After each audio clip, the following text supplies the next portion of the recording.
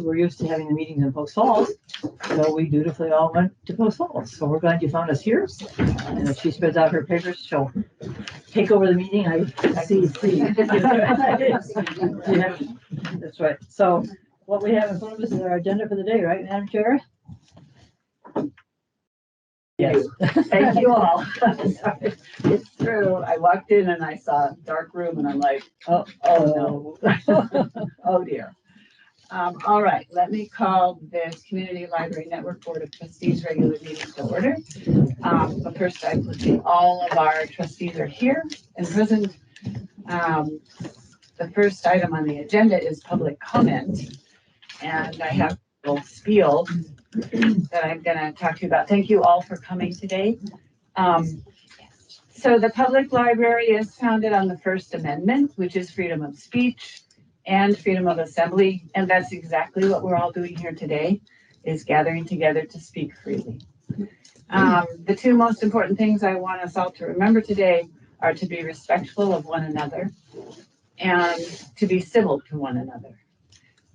We may not like what someone is saying, but we all need to listen and let them say it. I'm still catching my breath.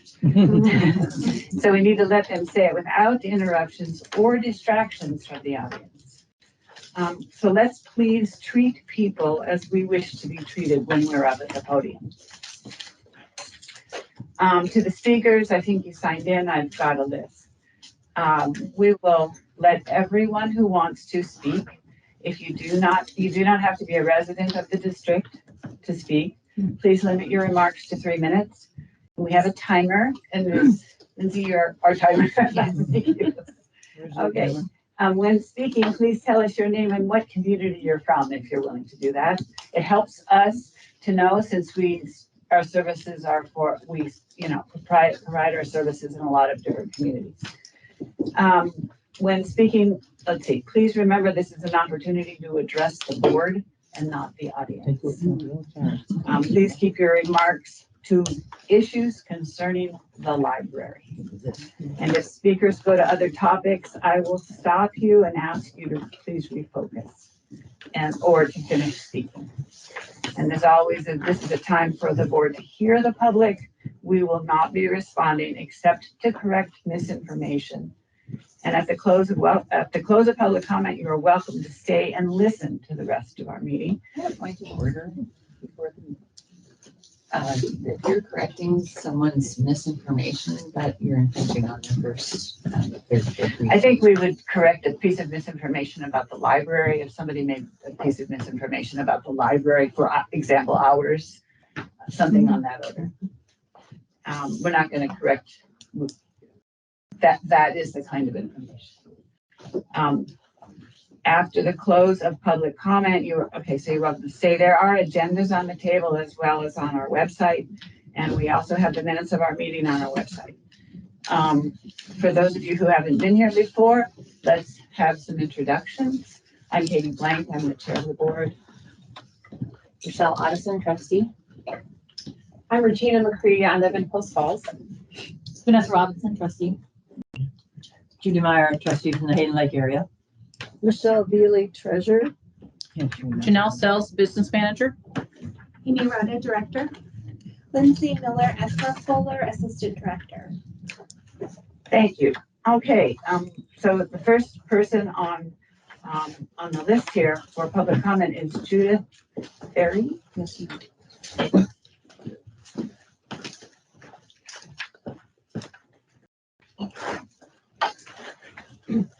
Good afternoon, board. Thank you. I hope I can get this into 3 minutes because I thought it was 5. Quick self-introduction. I'm a lifelong library patron. I have been a library volunteer for 29 years that I've been in North Idaho.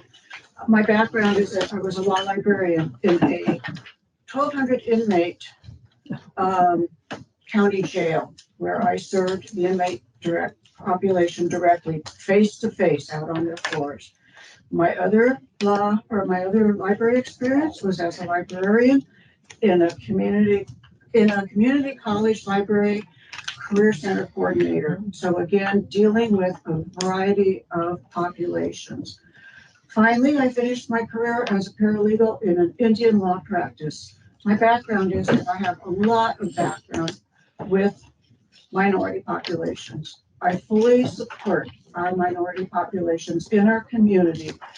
And I am here to say, number one, I am incredibly grateful that House Bill 666 was declined to be heard by our Senate. I do not want our educators and our librarians punished for doing their jobs, the jobs that they do under the First Amendment and the Constitution of the country.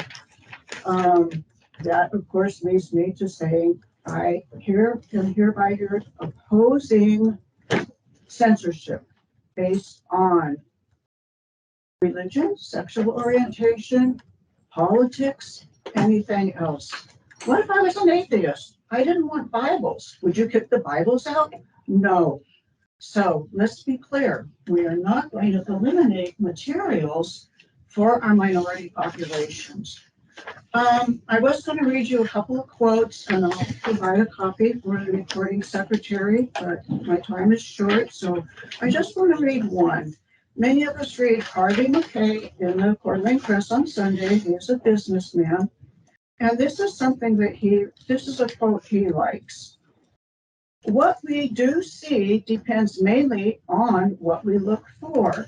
In the same field, the farmer will notice the crop, the geologists, the fossils, botanists, the flowers, artists, the coloring, sportsmen, the cover for the game. Though we may all look at the same things, it does not all follow that we should see them. And I believe that expresses what we have here in our libraries, that each of us is going to see something different. Each of us is going to have a different experience. And I want that experience to continue for each and every person in this room and in our district. Thank you very much. Thank you.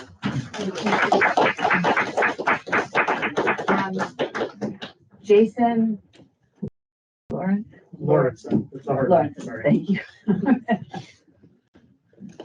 Okay, my name's Jason Lawrenson, Post Falls. I'm gonna go quick here. Well, guys, we're back here again. Same argument, different day. It's getting tiresome. You all scream pornography and sexually explicit material in the children's section of the library and clutch your pearls and point fingers and preach hellfire and damnation and the erosion of Idaho values. You misquote Idaho statute and misinterpret your own religious text to justify your own personal bigotry and fear. Like usual, I'll keep it simple. Number one, this is Idaho. We believe in freedom. Don't try to tell me how to raise my kids and what I or they should be allowed to read. Stay in your own lane, raise your kids to your own values. If you find certain subject material objectionable in our library, help your kids pick out their books. If you can't go with them, then have a discussion with your kids about what and why you feel certain books are inappropriate. If you don't trust your own kids, well, maybe you should reassess your own personal parenting skills. Number two, you are currently trying to ban George by Gino. It has already passed review and now you're appealing to the board. There is absolutely nothing pornographic or sexually explicit in that book or any other book for that matter in our children's section of the library. You are either ignorant or you're lying if you come up here and say otherwise. I have a challenge for you. Every single one of you that comes up here today and disputes that fact, put your money where your mouth is. I'll be standing right outside this room at the conclusion of the meeting. Come up to me, let's start a conversation, and let's go look at these books in the children's section together. You show me this so-called pornography and sexually explicit material. I'll be waiting. I'm looking forward to either helping to educate you through actual observation and proof, or watching you walk by me and skulk out the door with your tail between your legs because you know where you are wrong. And third, Ms. Ottenson, you're a disgrace to your position. You pursued this very important role as a trustee in our community library with the full intent of promoting your own. Excuse me. I think we need to halt Okay. from personal attacks. Okay, I will stop that. Thank you. Anyone on the board of trustees that pursues their own agenda, they're not doing their job in the manner that is expected of them. They're supposed to be protecting the rights of all of our constituents for free and equal access to books and information in our library. They're not only failing to support the Library Bill of Rights, but are actively working against it. Anyone that does that should do the right thing and step down. And in case anyone needs help with their decision, I suggest they actually take the time to read the Library Bill of Rights. And if they need any help understanding any of the bigger words, go grab a dictionary off the shelf in this very library. That's what it's here for. But I will warn you up front, not only is the word pornography in there, but the definition of it is, and a lot of other sexually explicit words. I would hate to point you in the direction of trying to ban Mr. Webster's tone. I look forward to speaking with anyone after the meeting that is truly interested in doing the right thing and seeing the proof of how they have been misinformed by any trustee or their ilk. Thank you for listening and have a nice day. Thank you. Teresa Orenthal. Yes, thank you.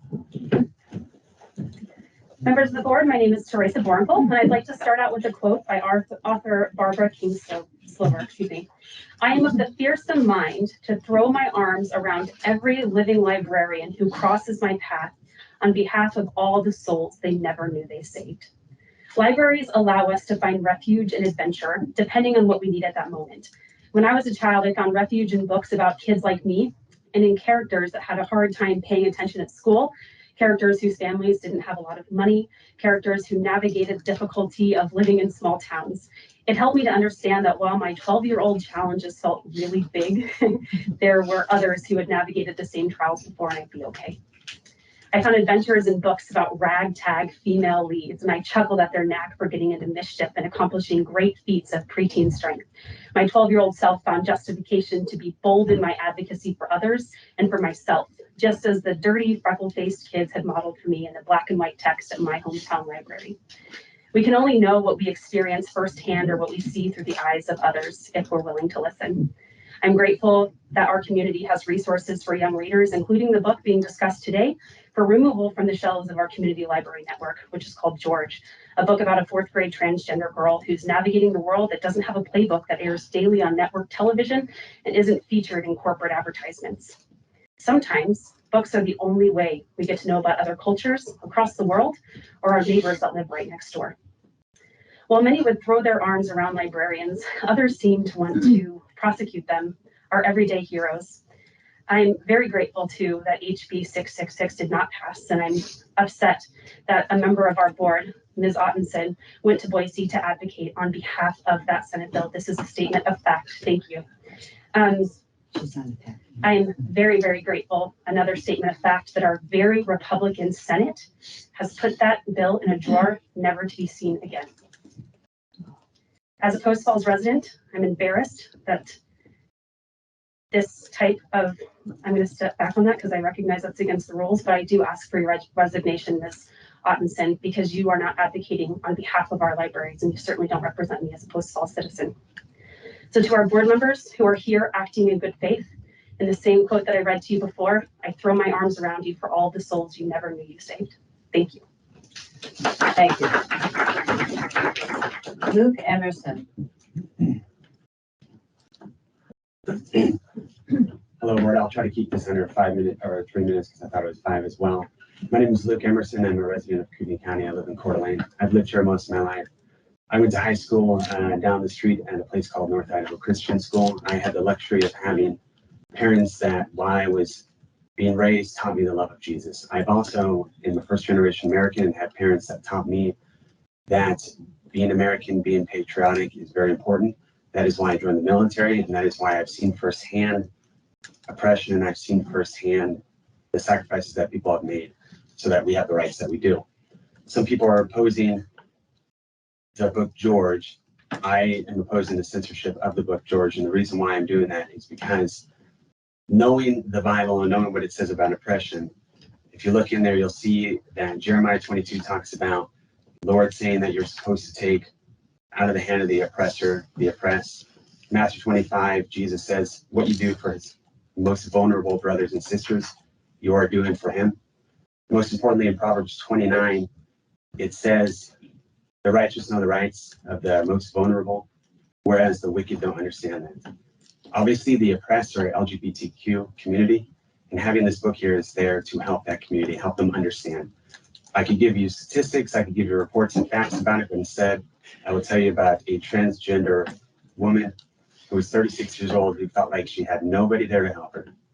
and she was a resident of this county. And 3 years ago, she committed suicide because she had nobody else to help her. She was depressed, and she felt like there was nobody else for her. Maybe if there's a book for this person, maybe for other people going through the same thing, that can be avoided. And the reason why it's so important to me is because that transgender woman 3 years ago, I got a call from my mom when I was deployed because that was my sister. So now I'm here to make sure that doesn't happen. We are a community that is body made up of body parts. In 1 Corinthians, you'll see 12 that the body is made up of different body parts. That means different people. It says in the Bible, Jew, Gentile. It says in the Bible, free or slave. Obviously, we know straight people, gay people, cisgender, transgender. This is a community made up of different body parts. So I would hate to have people think they're not part of the body. So today I ask you as a board, are you choosing to be righteous or are you choosing to be wicked? Thank you. Thank you. Susie Martin. Hi, I'm Susie Martin. I've lived in Coeur d'Alene for about 33 years. Library board, neighbors, and friends. The library's focus should be providing free and equal access to information to our entire community. Why are we back here again? Is it true that one of our library board members is the cause of all this angst? If someone on the board isn't striving for the goal of, quote, empowering discovery, they should resign their position or the board should find a way to expel them. This is about giving all people the opportunity to learn about themselves and about others. If you have a problem with a book or books, don't read them. Don't let your children read them. Those are your choices. In America, you don't get to choose what's available to everyone. The truth is, LGBTQ people are our neighbors too. Removing books from the library will not change that. Let us learn to love all our neighbors as ourselves. I'll close with something I once read in the library book. The opposite of love is not hate, but fear. Thank you. Sarah Lynch.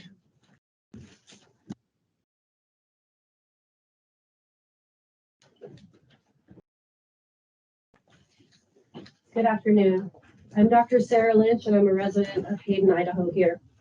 I'm also a retired Air Force pilot, a wife, and a mother of two.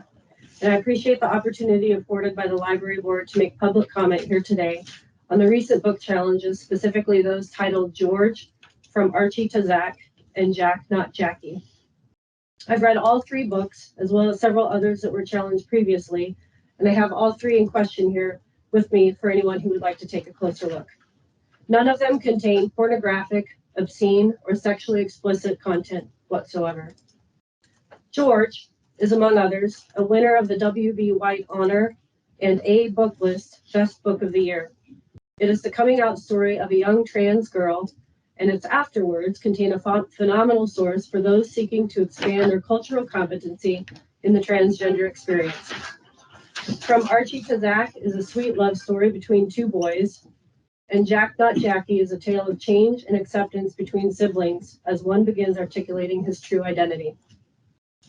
These books bring to light the existence and, more importantly, the experience of LGBTQ+ folks in our community who not only face discrimination on a day-to-day basis, but also the threat of being rendered invisible by actions such as these very book bans. These books represent me, my family, and the many children in the Coeur d'Alene School District who may eventually identify as members of the queer community. The queer community is our community. I and the children in my life are enriched by the presence of these books, unsegregated, in our libraries. The visibility afforded by these books will make a difference to a vulnerable subset of our local community's population. Considering our state's abysmally low literacy rates, would we not be better off focusing our time and efforts on simply getting kids reading versus censoring what is available to them at the library? Seeing ourselves in the stories that we read cultivates positive self-esteem, sparking a desire to continue reading and ultimately become lifelong learners. And seeing people who are different from us in the stories that we read cultivates tolerance and an appreciation for diversity. As such, I'm calling for the unsegregated retention of these wonderful books in our community library. Additionally, I'm asking for the immediate resignation of Rochelle Otteson from the Community Library Network Board of Trustees due to her work on House Bill 666 that I believe contradicts the fundamental role that libraries play in our society today as gateways to knowledge and culture. Her deliberate actions show an inability to represent me and an important subset of our community's population. Thank you for your time and consideration. Thank you. Chris Centers.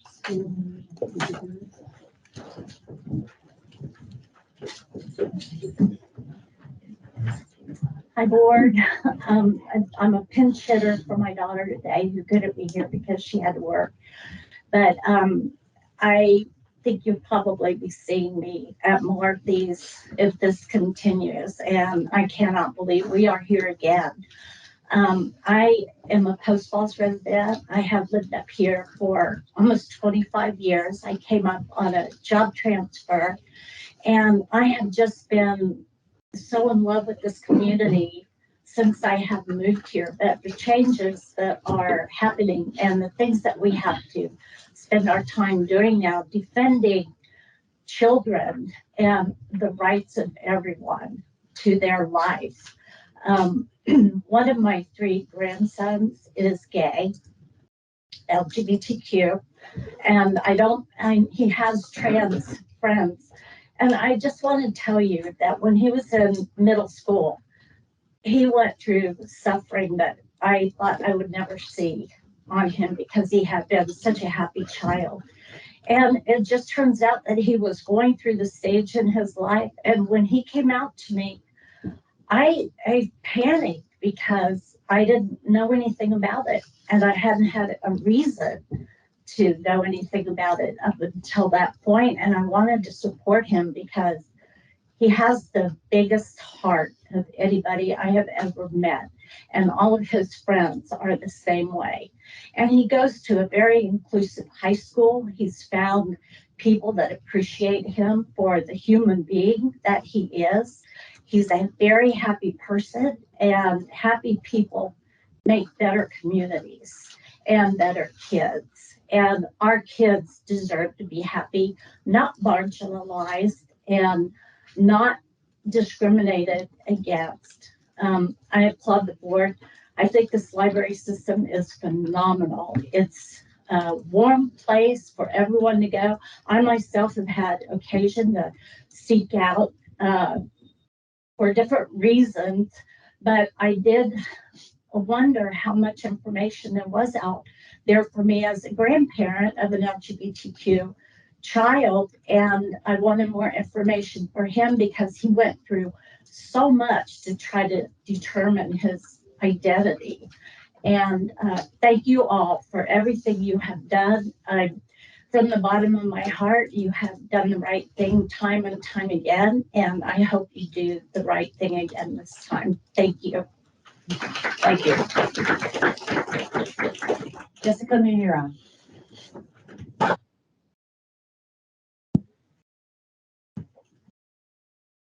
Hi, my name is Jessica Meharan. I am with the North Idaho Pride Alliance. I serve as outreach director, and we service pretty much all of Kootenai County, and we collaborate a lot with community partners such as the Community Library Network and many others. I am just, first of all, I have great confidence in this board, really to uphold having George or any other literature in this library. So I'm not very worried about that at this point of time, but I am very grateful to that.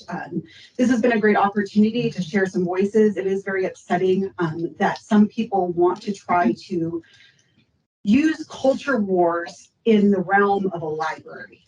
And it's counterproductive. Every time anyone tries to ban a book, you just give it more power. And more people want to read it, and more people want to engage in it, and young people want to have it even more. So usually the best way, if there's something that you disagree with, is to not try to to give it so much attention that you upset others. And obviously what we are here for is to try to uplift the voices of others. And many of them are here in this room, and they can speak much better than I about any of these things. I think we have to come to a point where this is a waste of time. This is a waste of energy. We know that HB 666 is not going to go anywhere. It is deeply upsetting, yes, to see members of our own community and on a member of this board to be a part of that process.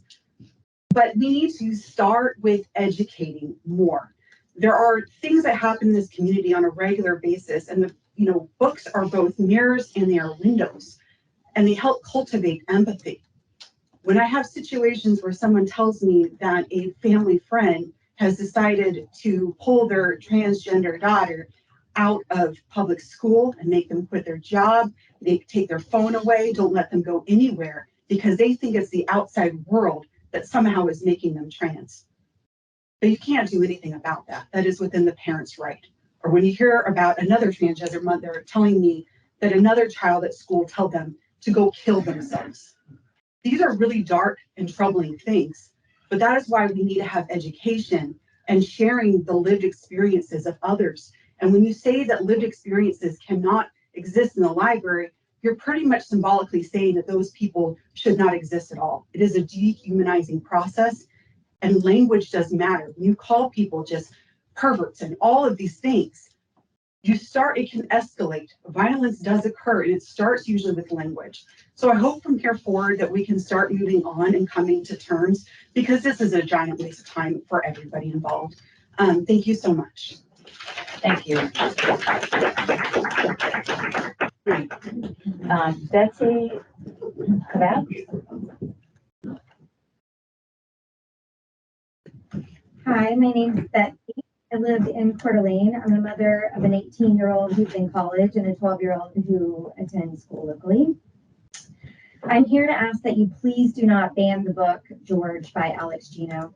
I read this book recently after hearing that it was being contested, and I found this book to be a very sweet book about a transgender girl trying to navigate her way through a small time during adolescence, knowing that she's different than everyone and that she sees around her. It's very age appropriate. I found nothing offensive or inappropriate at all in the book. In fact, quite the opposite. The book was endearing. It was heartfelt. It was uplifting at the end. I wish all children could get to know the character Melissa from the book George, and I would absolutely let my child read this book, and I will be passing it on to her. My kids enjoy reading. They grew up in the library. My son has become an avid reader. In high school, he averaged 50 books a year, novels. And realistic fiction is the favorite of both of my kids. Through reading, they get to meet characters that they can relate to, that are going through experiences that they can also relate to. It helps them to enjoy reading, to learn, to feel represented and validated at a time of growing up when they are navigating a world of uncertainty. Every child deserves this. It's important for transgender youth to be allowed the same opportunity to have books on library shelves with characters that they can relate to during the trying times of adolescence. I ask that you please keep this book in the library, and I appreciate your time. Thank you.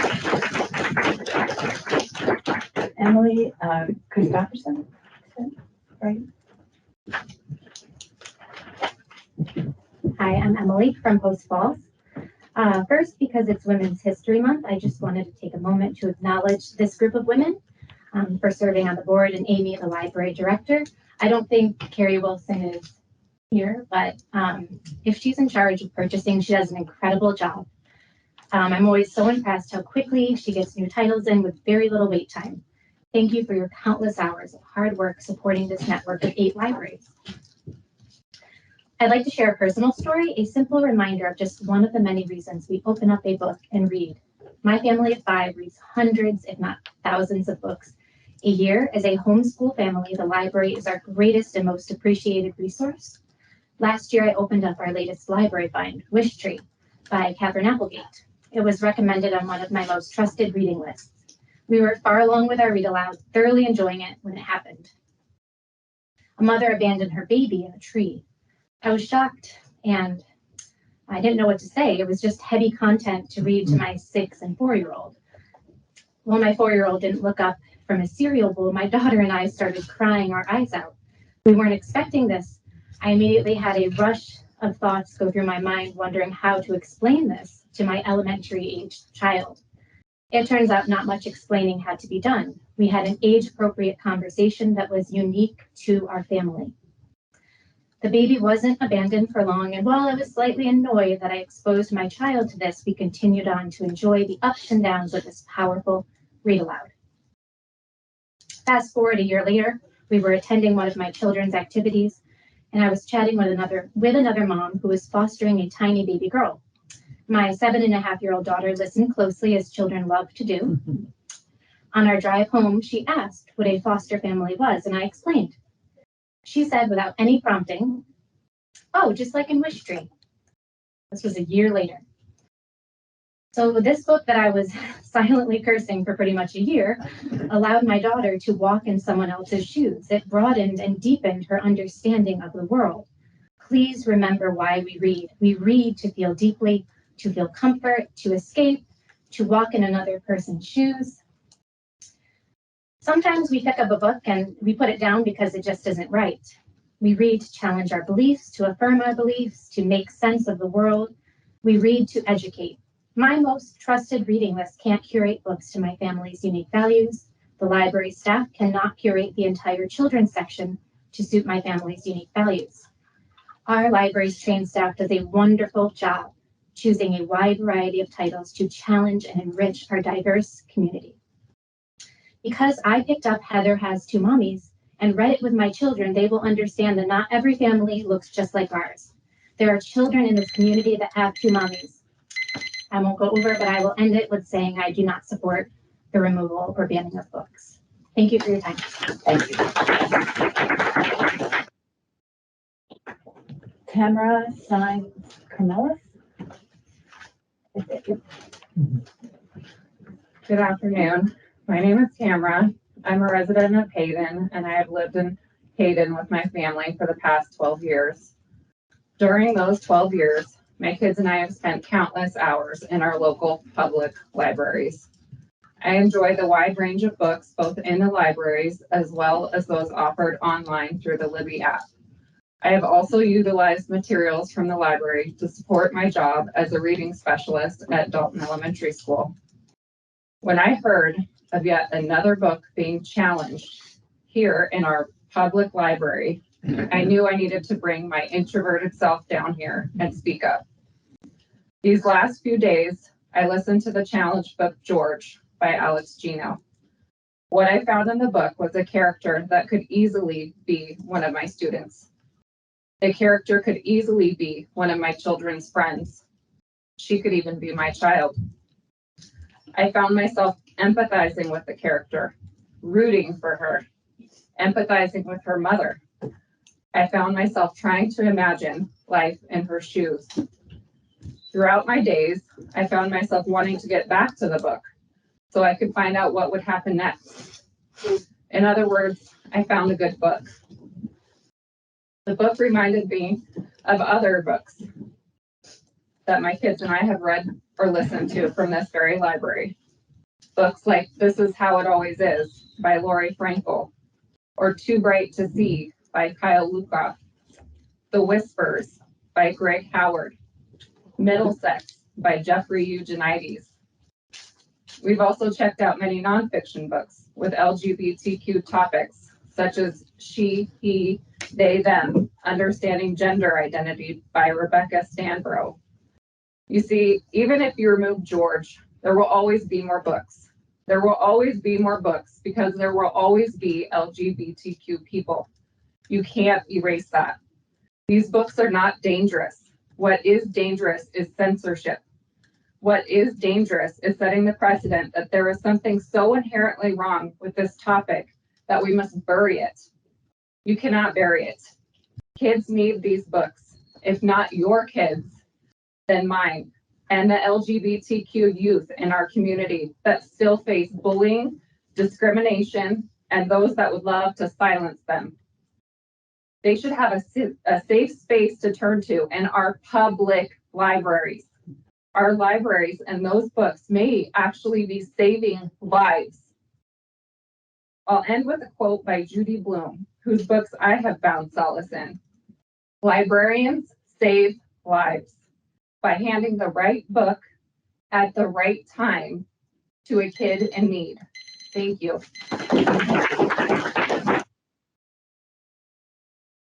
Kara Claridge.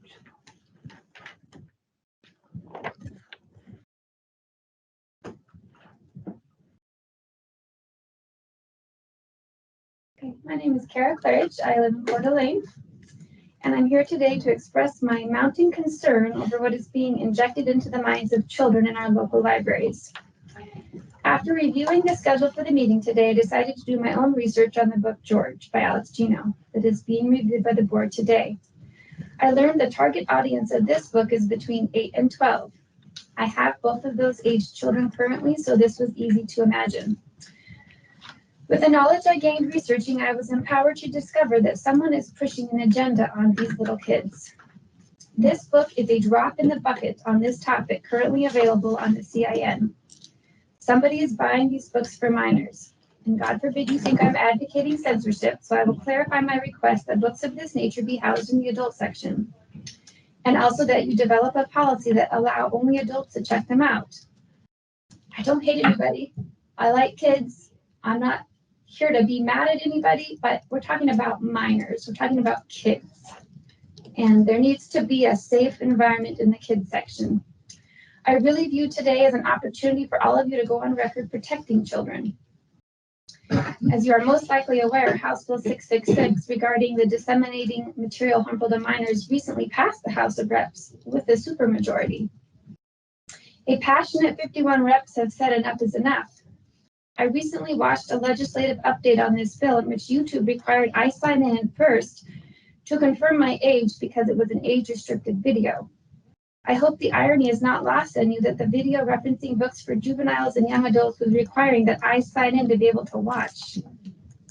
I was at a legislative town hall meeting Saturday with most of the local reps, and I assure you they do not support this material in the children's library. I would like to give you all the benefit of the doubt that maybe you didn't know the extent to which these materials have come in. You are busy people and can't possibly know all the content of the books. But I know when it's brought to your attention, you have the power to do something. If you vote today to relocate George to a non-minor section, I will count that as a good step of protecting children. Children are choosing this lifestyle because it's being pushed on them. And again, it's not to downplay children that are in this lifestyle, but we're also unleashing this on them. So what do we expect? Nobody would go to jail or whatever other fear has been projected on library staff. The First Amendment has not been trampled, but rather common sense applied. It is a community-based solution. I believe if you don't, others will be elected to replace your seats in 2023, or legislation will be passed to close this exploited exemption, whichever comes first. And really, the longer you wait, the more exposure this issue will get in a community that fiercely desires to allow our children the blessing of being non-sexualized in any direction. Thank you. Carrie Cedarquist.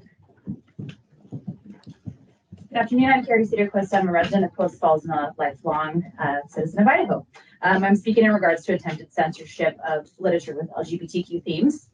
In a 2015 Center for Disease Control study, 9 out of 10 LGBTQ students are regularly targeted with teasing, bullying, and violence. LGBTQ students are 140 times more likely than heterosexual students to miss school because of safety concerns, and 1 out of every 3 LGBTQ students attempts suicide or has suicidal thoughts. So why is LGBTQ literature important? The freedom to read stories about people of diverse sexual and gender identities can validate and empower all youth, especially those who may identify as LGBTQ. When these youth do not see themselves represented in the stories or art around them, they can internalize negative messages about the value of their own personal stories. LGBTQ representation in literature can also promote tolerance and acceptance of all human difference, including sexual and gender identities. Usually, people challenge books based on personal opinions and values. Intolerance of LGBT stories reflects a bias towards cisgendered and heterosexual perspectives and against more nuanced understandings of family and gender roles. Although some opponents of LGBT, although some opponents of LGBTQ themed books argue the importance of, quote, traditional family values, many openly cite their religious beliefs to justify excluding books about LGBTQ people. Some claim that LGBTQ books are, quote, immoral or sinful. Some even argue that LGBTQ books themselves promote a religious viewpoint and that offering them in public institutions violates the Establishment Clause in the First Amendment. I'll remind you, in 2018, religious leaders in Texas sued the Houston Public Library for violating their First Amendment right to religious freedom by hosting an LGBTQ-themed reading event for kids. They failed. The same First Amendment that guarantees religious freedom for individuals also prevents public officials from making decisions based on religious beliefs. It protects our right to read and receive information regardless of viewpoint or ideology. Queer bashing disguised as child advocacy isn't new. This is just this year's call to hate for the pitchfork and torches crowd. Censoring books in the name of child protection masks the real problem: visceral hatred of queer people. Cisgender heterosexual people have no understanding of the isolation that LGBT kids can endure. The isolation is what drives so many to suicide. To deprive this segment of the population of virtual contact with people like themselves is intentionally cruel. I am a parent. I would rather my child change their sense of their gender 200 times before puberty than die before they could live. Your anxiety over young kids claiming the truth of who they are is about you, not them, not some grave threat. Deal with your issues as the adult and let others live. Thank you. Thank you. Mariana Cochran.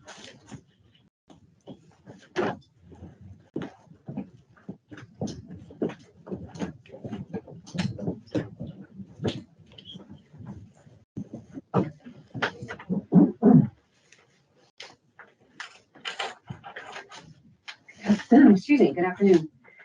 I noticed that the libraries celebrate Women's History Month, and last month the libraries commemorated Black History Month. This is great. So it's fitting that we start today by commemorating that this past Saturday was D-Trans Awareness Day. That was trending on Twitter.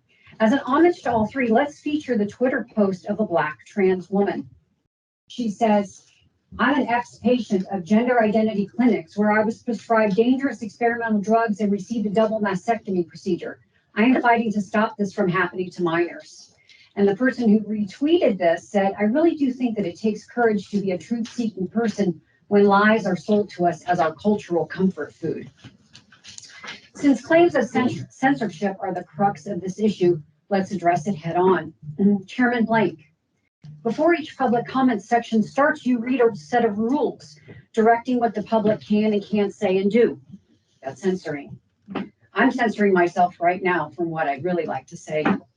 The members of this audience and this board who disagree with me are assuredly censoring themselves right now because the board's own rules require it and civility compels us. That's how civil society works.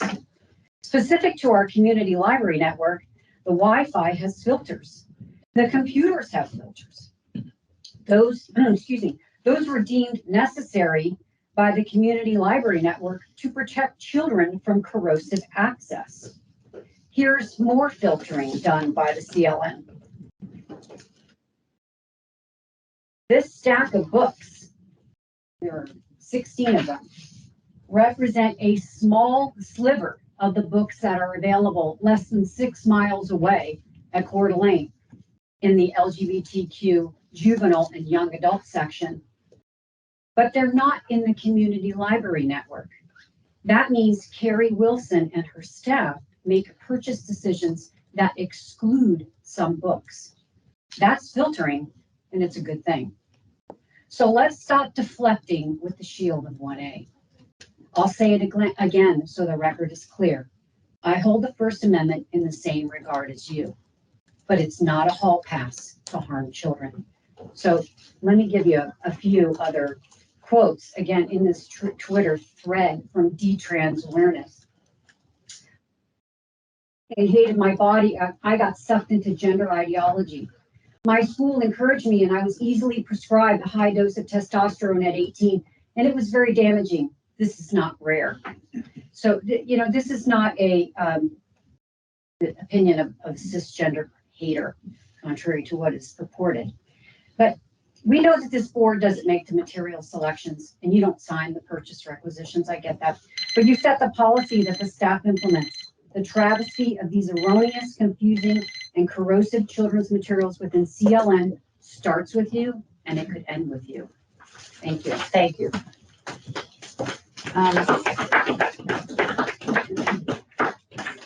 Connie Norman.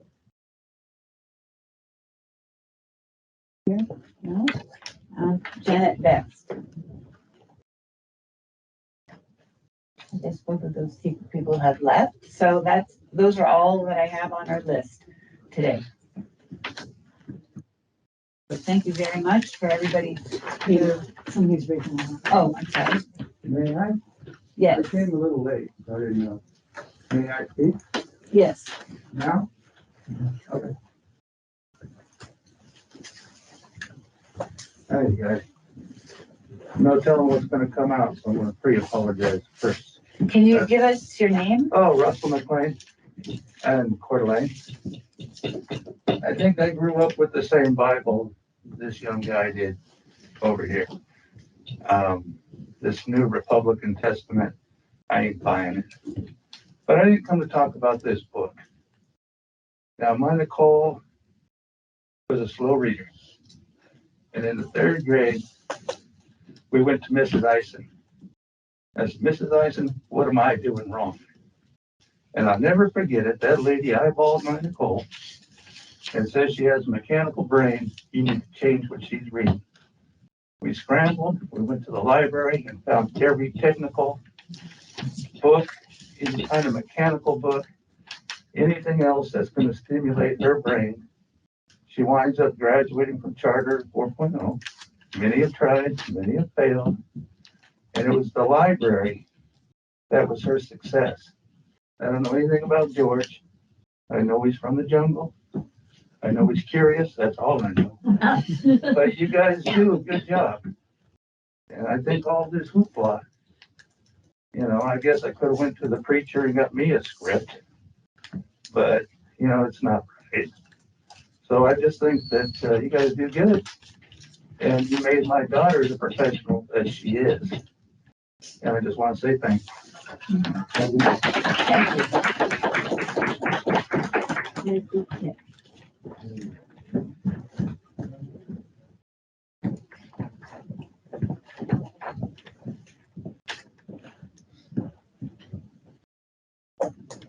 Anita Dupsett from Rathdrum. I did not intend to speak today, but I feel I have to stand up for something. And want to, Trustee Ottoman, I have to say thank you because I appreciate that. It's very easy to stand up when everybody around you believes the same way you do. It takes courage to stand up for what you believe is right and to stand up for those of us that also believe that that's right. I was really sad to see that SB 666 was stuck in a drawer, and I will be emailing all of my senators, the senators on the State Affairs Committee, asking them to pull it out and bring it up for a vote. This young lady at the end here that talked about, I don't believe in censorship either, but I believe our children need to be protected. They are so young and impressionable, and we can tell from all the stuff that has been going on in the last 2.5 years that we discovered that there is an agenda out there. And I was just out in the library, we have a section that is large print books. We have a section that is books on tape. We have the juvenile section. And one way that we could take care of this is to have a section for LGBTQ, whatever, so that children can go in there with their parents, because I'm sorry, parents are busy. And I know all of you are saying it's the parents' responsibility to raise their kids, but parents are busy and they drop their kids off here, trusting that their kids will be safe. And that's not always the case. There is just a lot of insidious ugliness in this world, and we're the ones that need to protect our kids. And if we put those books in a section, or a parent needs to go in with them, then no, in fact, I don't even see she has criminals. I didn't even know people were calling librarians, or I'm sorry, were calling parents, librarians criminals. If you do it that way, where a parent has to go in, then that's not even an issue. Thank you. Thank you. Okay, yeah, I'm gonna close the public comment. I probably shouldn't have opened it up to people who didn't sign in, but I realized I kind of opened the door on it. So if you would like to speak, go ahead. We do need to move ahead with our meeting. So I'm Joyce Jones from Rathdrum. I've been a teacher in all grades, even preschool. And what maybe you don't understand is when a child has been exposed to what you're all talking about, they don't have filters.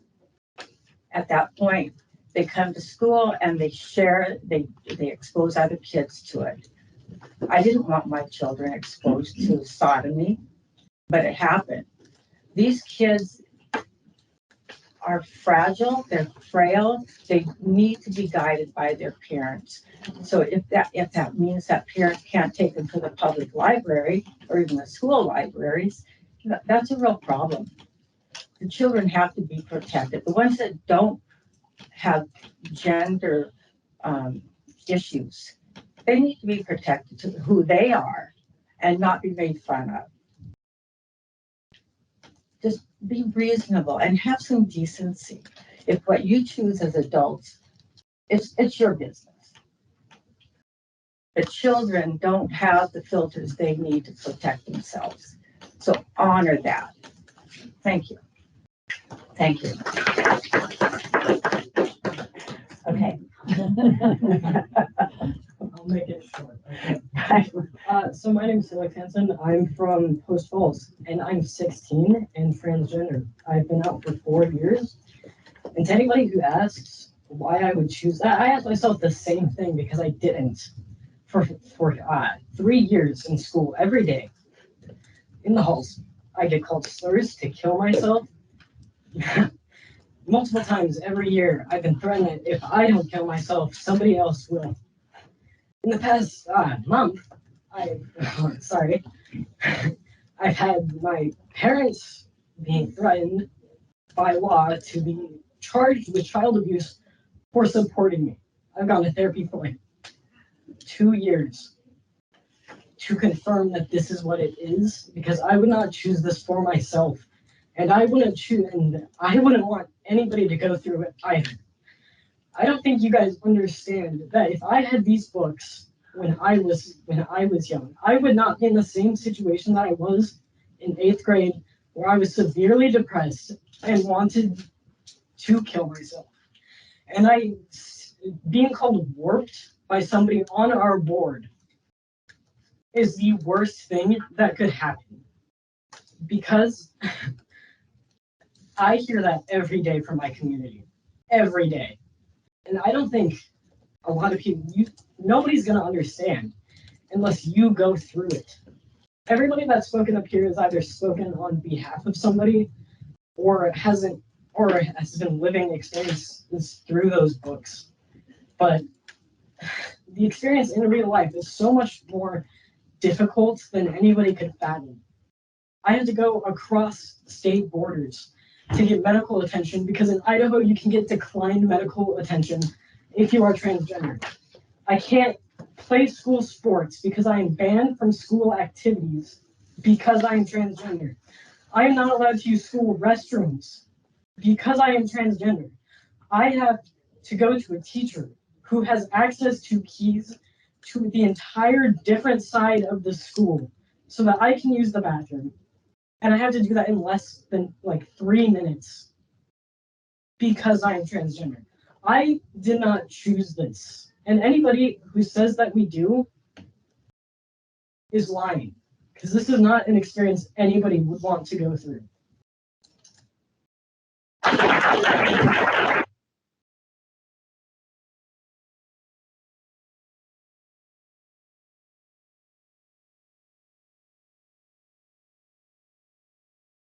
Hey, thank you, all of you who were brave enough to get up and speak. I think we'll move on with our meeting now. And anybody who'd like to stay is welcome to do that also.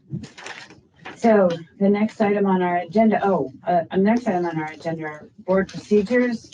I think, Judy, you wanted to talk a little bit more about the library ethics statement. Oh, yep. I was looking through my piles of library papers, where last month we looked at the United for Libraries document. I don't know if you all have that with you today, but we looked at it last month and I spoke to it then saying, I think it's very helpful to remind me of what my responsibilities are as a trustee. Because this was a statement generated, I think, in 2012, I saw. And one that I think our library board should be looking at. I don't think at this point in this time is right, but I would like to suggest a time when our board can do, and you were going to help me, Katie, when I asked you, is this something that we can have an executive session so we board can talk about the ethics statement that's in front of us and see what we can do with it? Were you able to find that out? I wasn't able to find out all the information on that, and if we are able to do that, I will get back to you, and if that's a request for an agenda item, we'll put it on the list for requests. Let's do that. It's a serious enough topic. I think all of our board members need to either find the old one, which it took me a while to do, but I need to be more of a librarian where I can find things and file them. Thank you.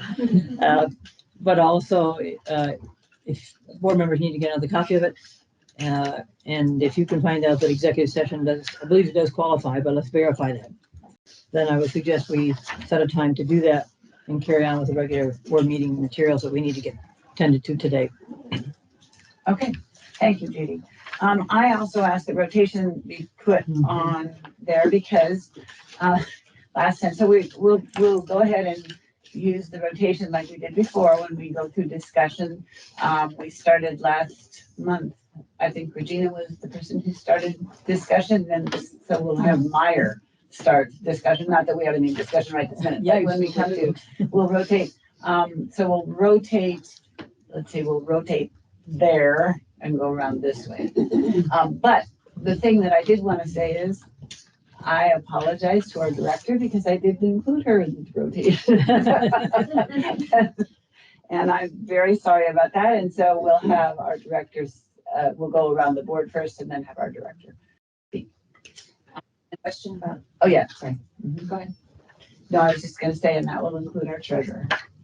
Okay, I had a question about board procedures and an internet search. 2016 agenda came up in which we said the Pledge of Allegiance at the beginning, and I'm just wondering when we stopped saying the Pledge of Allegiance and why. I'm not certain why we stopped. Not sure why we started. We started because a board member requested it. So I don't think there was any thought about it. It just wasn't happening. It wasn't usual before this board member came on to the board. And I think we simply went back to, it wasn't simply something we usually did. It's not a requirement, certainly.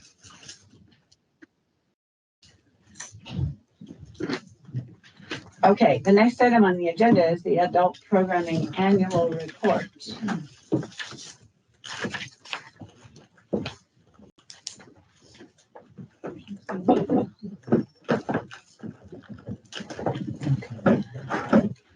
Kyla, would you like to introduce yourself? I will. In one, right this second. You multitask. Yeah. I should be able to, but No, today no. I'm right, maybe not.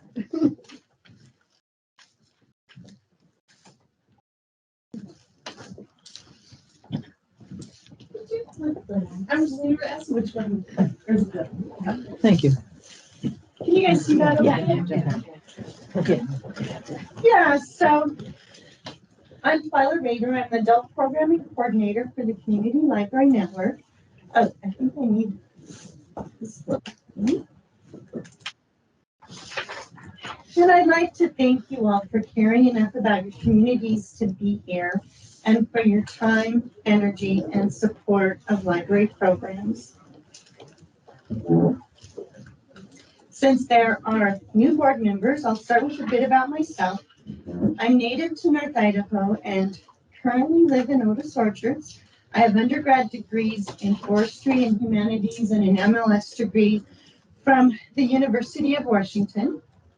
I've been with the district for 35 years and witnessed lots of change. The two most important things that I've learned from working in libraries are that you must care and you must be willing to learn and grow along with the libraries.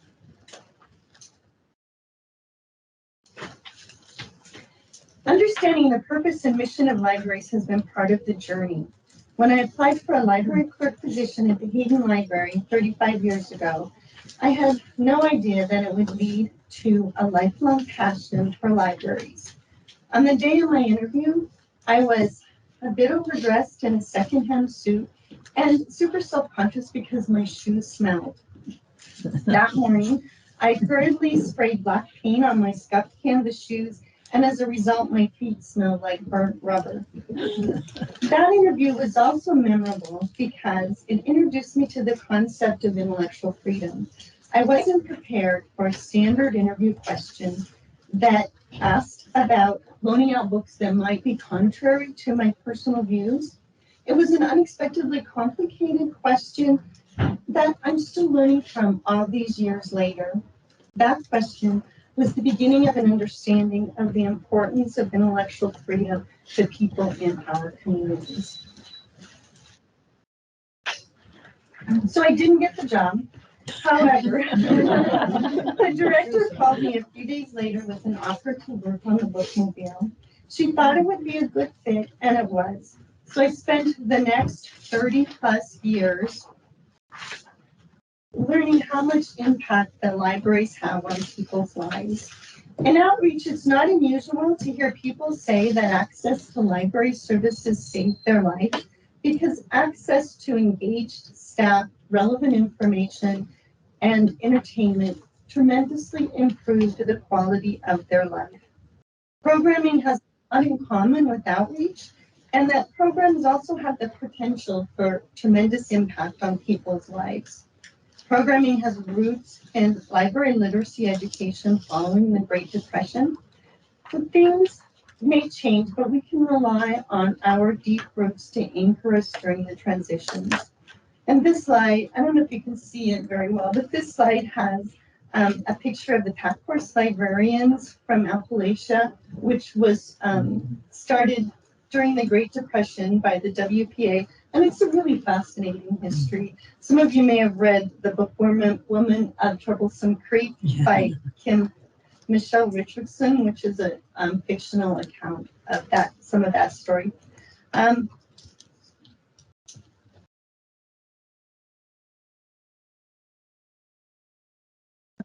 Love Doesn't Care If You Forget visited 3 libraries in August of 2021 to share her story about caring for her mom with dementia. It was a moving program because it was helpful for those learning to care for a loved one with memory loss to hear from someone who'd come out the other side. For the last few years, my annual reports have focused on social isolation because deaths by suicides are high in Idaho and the Mountain West. Idaho is ranked 5th in the nation with suicide as the 7th leading cause of death. Connecting with others is especially important for people who feel marginalized, and library programs create connections that books and databases can't. Programs bring people together to learn and grow. You don't have to be a reader or a registered library user to enjoy them. I love seeing the transformation that takes place when people walk out of a program feeling elated and saying, I think I can do this, because they've learned how to bonsai trees, brew beer, or discovered new resources for caring for a loved one with memory loss. Attendees always leave feeling more connected to their library and their community. It's been interesting to watch the evolution of adult programming in response to changing community needs over the years. Some changes due to the pandemic are now part of our everyday toolkits. We've learned how to organize programs and meetings on digital platforms like Teams and Zoom. We are more willing to experiment. We can offer hybrid programs like recording presenters and making them available on our YouTube channel for later viewing. We now have more ways than ever for members to connect with our libraries, including grab and go craft kits, reading contests, newsletters, podcasts, YouTube videos, the Library of Things, and maker space tools like the Glowforge. And encouraged by the great attendance at spring programs, like the Bonsai Bob program pictured here at Spirit Lake. We seem to be well on our way to a stellar comeback. Each library has adult programming staff who plan and execute programs at their location. We get together once each quarter to plan. Program ideas come from staff and the community. We mostly plan on a district level, with libraries deciding which programs work best for their local communities. Libraries can also plan and execute programs, their own local programs, like upcycling program pictured here, where they turned old wool sweaters into new winter mittens. We have amazingly talented staff who are responsible for all of the incredible programs we offer. And my job is just to help them bring their visions to reality. The AP team is so amazing that I sometimes find it difficult to keep up with all of their brilliant ideas. Going through this time of limited public access and staff turnover has meant that managers have had to take on the extra burden of supporting staff and keeping programs going, and they've done a fantastic job. In the future, I expect adult programming to do more community collaborations and partnerships, more hybrid programs, more experimental programming, more civic engagement programs, and hopefully to reach out to more underserved and isolated communities. So thanks again. It's been my pleasure to share with you the power of adult programming to connect communities and empower personal discovery. And I'd be very happy to answer any questions you may have. So we'll start with our rotation. Judy. Okay, I'm headed. Okay. You're first. 35 years. I know. It's wonderful. I kind of hesitate to say it, but there it is. Well, you're a tribute to our library. I think we've worked together in the libraries on this, and it's been a joy, and thank you. And to see you grow. Part of our job as board members is to be sure that there's a career path for folks here. So it worked. We're glad you're with us. As I think about what you were describing, to begin to quantify it for us as board members to understand, certainly part of our job is budgeting. So finding enough money to do all these things, but also your creativity and your teammates' creativity and finding community people to help out, bring, share. It's another level of collaboration that I think needs to be recognized, because Yes. you can't afford to do it all without the communities helping. Oh, absolutely. And, programs are just kind of a direct link to people in the community, because it gives us an opportunity to work with them, and it gives them an opportunity to kind of share their passions and what they're doing. And share their skills back into the community. So again, it's collaborative, which I think is something that's pretty important in Northern Idaho right now. How can you get any sense of how many programs you do? This is adult programming, so, and you do it at each branch. You talked about our different branches, satellite operations. So maybe one program goes and visits different branches if it's a program that others are interested in. How do you juggle all those skills of providing as many programs as you do? So there's been some changes in the last couple of years. I would say before the pandemic time, and the time when we didn't have very many in-house programs, we were doing probably 50 a month. 50 a month. 50 a and month. We're open 7 days a week. So 30 days in a month-ish. 30 days in a month. And those are all 2 a day. All different kinds of programs. So there's book groups, there's craft groups, and then there's bigger programs where we might bring in musical presenters or something. So there's a lot of different levels of programming that happen. You were doing 50, you thought. Now what it is? So, and now we have just started with spring program. We've kind of kicked things off again. We have quite a few spring programs happening. So we might be doing maybe like 15 or so. And I think, that's going to continue to pick up as we move through the coming year. Follow up on that. So the programs you're doing all need to have gathering of people. So one of the parameters for the last 2 years was we really couldn't, except through YouTube or technology, couldn't bring people together the same way you look forward to doing now.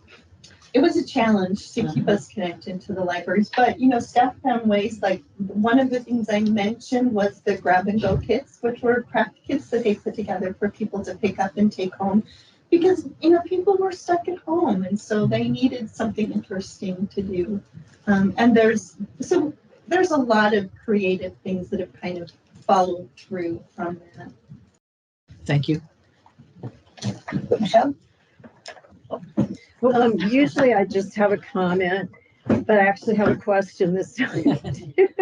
My comment is that anybody who spent as many decades in outreach as you have is kind of the queen of multitasking. So, and the question I had when you were talking, there was a program and I was kind of trying to listen to you and look for it. So I don't know which building it was in, but there was a program where they put teens and adults together. Was it a painting program? Is that what you mean by hybrid, or is hybrid just the combination of technology and actual hands-on?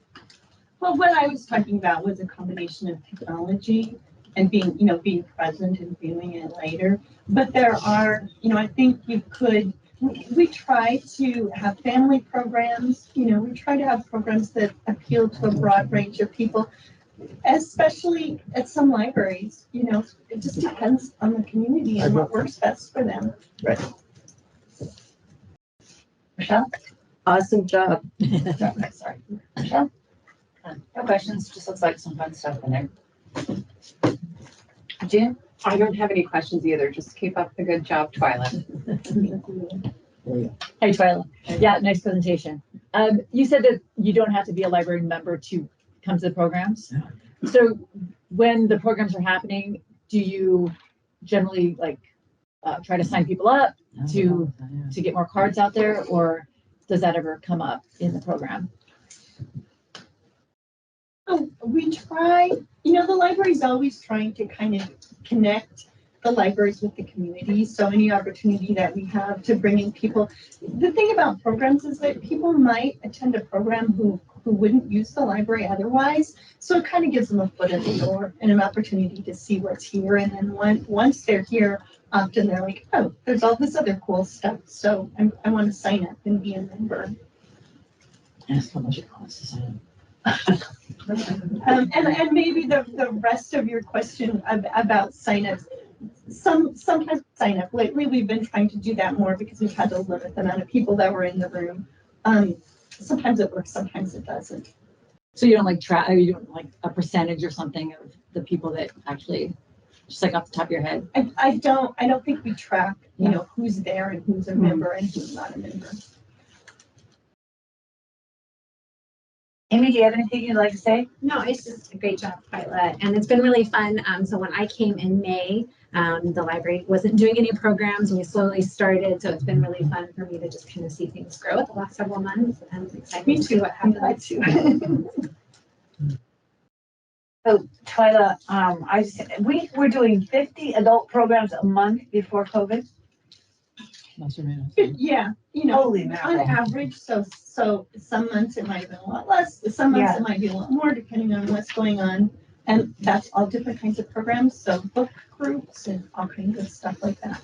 So it was a big change. COVID was a big change. It just felt like getting the rug pulled out from under our feet, Yeah, so welcome back. Welcome back. Good job. All right. Thank you very much. Very nice. All right. As she's collecting her stuff, the next item on our agenda, thank you, light people, very much. The next item on our agenda is the consent agenda. And I would entertain discussion and or a motion. Did anything they want to say?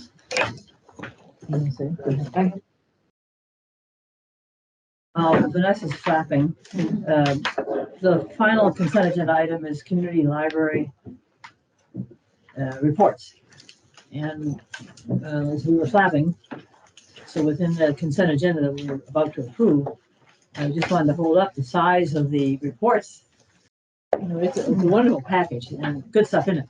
What I found was, as a board member, an old tiny board member, as well as thinking about our new board members, There's so much in here that particularly the Google information that's coming along, I would like to ask on our agenda, whenever we finally find time, to read through this with our staff to be sure we're seeing, particularly the Google stuff. I don't quite how to interpret some of that along the way. And even to read it and just keep track of all things. So there's more to be done with that. I don't know anything more about today, but I would ask that be on the agenda sometime. You find your stuff? You mean the social media stuff? Especially social media, but Is not limited to that. Yep. That was the Google part of Is that what communication. you're talking about? Primarily that, but I think there's some other things as well and how it's presented. Okay. So you wanted to talk to the director about that afterwards? Is that what- I think as a board, there's some things we can learn together, and so I would like it to be an agenda item as a talk about for 15 minutes sort of thing. Then I can give you my concerns, or not concerns, but areas where I need clarification, and maybe other board members have some too. I'm used to it over the years, and I keep thinking how would it be as a new board member to keep track of all the various segments that are in it. You're talking about the board reports that come to us. Yeah, okay. Yep, the wonderful packet of all the good things you're doing. I can explain it to you later, but if we can ask for it to be on the agenda, and maybe I should say, if no other board members need that orientation, I would call it that, particularly with social media, I can do that individually. So maybe I should make that the first question. Does anybody else want to spend time looking at it during the board meeting? If nobody else does, that's fine. I can do that on my own. So Judy, I wanted to double check because a couple months ago, we had Christy come and talk through the social media statistics. Was that the part you were? I would like to do some more of that with what I Okay. was looking at for which libraries, which evaluations. I'm not sure what some of the top post-reach terms mean. Okay. But if I'm the only one that didn't get it right the first time, then I can do that on my own. If the other board members feel it's worth the time, maybe that's the real question, Madam Chair. Okay. We can look at that. That's fine, thank you. Sounds good. Are other people having problems with? Okay, leave me out here all by myself. That particular section? No. This one, yeah. This here, this. Right. Well, that's a generational difference. I just, actually, if I remember right, it was this section where there was maybe some Russian hackers that were maybe infiltrating some of the views or something like that, where the numbers were kind of off. Wasn't it this? I don't remember that. Okay, you guys, we're getting out of rotation discussion. Russian hackers, love it. See, I told you we do need to talk about it. Okay, all right. Anything, Michelle, do you have any questions or anything concerning that? Consent agenda. Okay, Oh, I'm sorry, you consent went to the official. Okay, Michelle? Yes, on the CIN meeting minutes on the back page, there's 5 points there. It says parent to guarantor for a child. What is that referring to?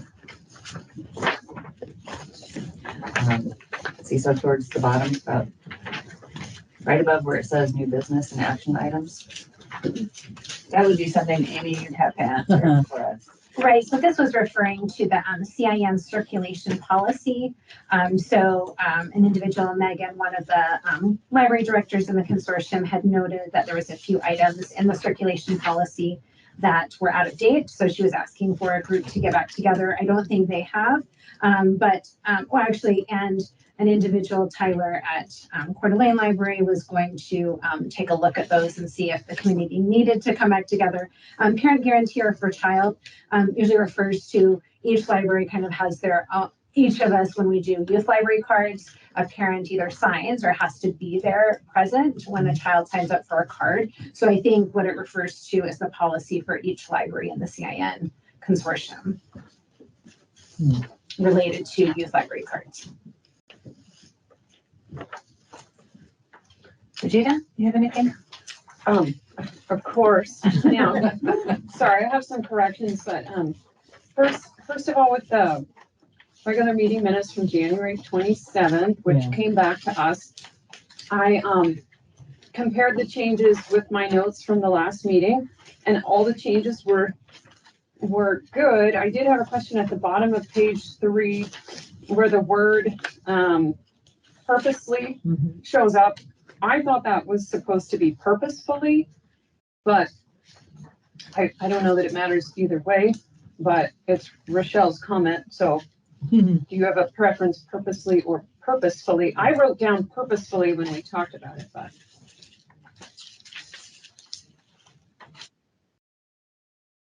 I don't know that I have a preference. Yeah. This person, but I was looking At back the bottom of page Yeah. 3, Judy, where there's a red. Yes, it's red. I was looking back to the version before to see what I wrote in. And I Right. wrote purposely on my notes. So you wrote purposely? Purposely, yep. And then moving to the regular minutes from our last meeting, I have a few minor grammatical things and then a couple of my comments weren't correct. But on page 2, under the facilities annual report, the third sentence where Zepeda provided a list of projects, it just should say provided rather than provide.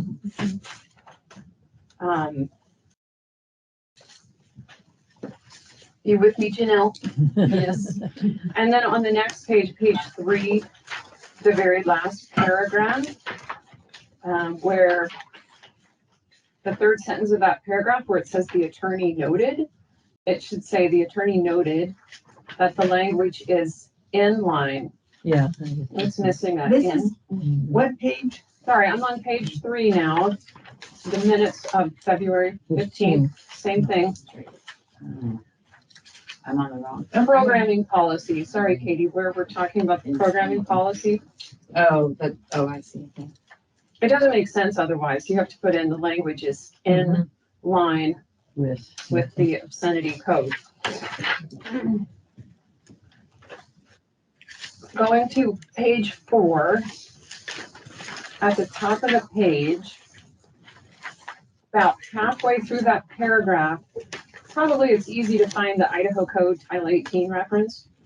The line underneath that where it says McCree, it should say McCree proposes, not purposes.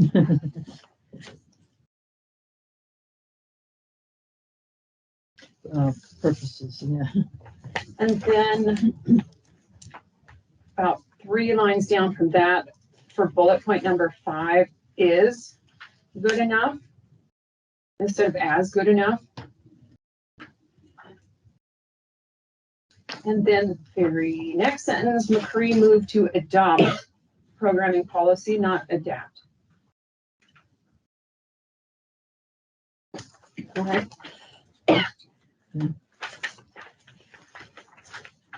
That's all I have. Thank you. Vanessa? Mine has been covered, so, but just to be clear, the Russian hackers, so I don't sound crazy, it was the emails that we get in Russian. Yes. To the board Okay. contacts, yes. All right. Amy, do you have anything you'd like to add? To the consent agenda. Okay. All right. Then I would certainly entertain a motion. I move that we accept the consent agenda with changes. Okay, it's been moved to accept the consent agenda with changes. Is there any more discussion, starting with Judy? No. Michelle? No. Michelle? Gina? Vanessa? Okay. All right. All those in favor? Aye. All right. Thank you very much. The next item on the agenda is our financial statements. And once again, I can have some discussion, or I would entertain a motion.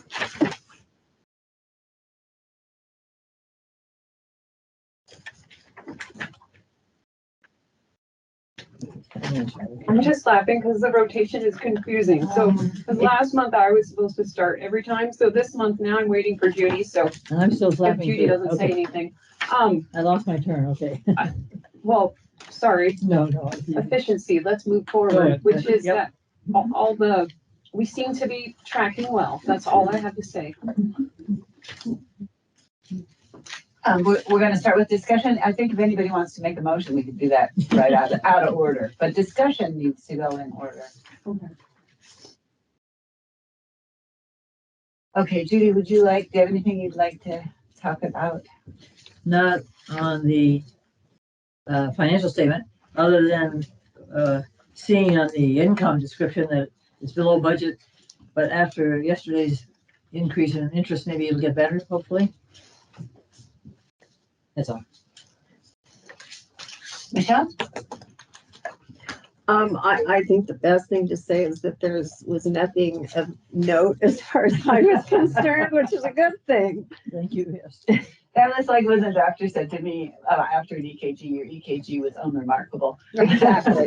Unremarkable. Which is fine. It's beating, isn't it? And Rochelle? You can skip me. Oh, no comment. Amy, do you have anything you'd like to say? All right, then I would entertain a motion from anybody out of order. I move that we accept the CLN network, CLN February 2022 financial statements. Okay, it's been moved to accept the Community Library Network's February 28th, 2022 financial statements. Is there any more discussion? All those in favor? Aye. All right, thank you.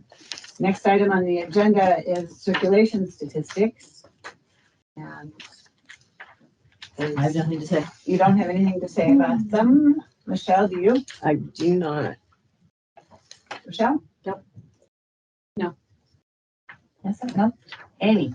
No, we're just getting, this year we had some great program attendance in February, so. Yeah, I'm like impressed about how much, We're doing how good. busier We're hopping along. yeah, that sounds good.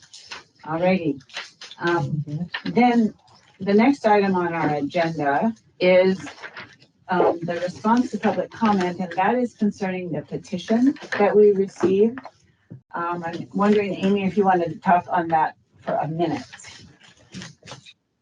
I just wanted to share, at the last two board meetings, we had received a petition. And so the copy of, at least the top portion of the petition was there. It was lots and lots of pages. So I didn't copy all of the pages.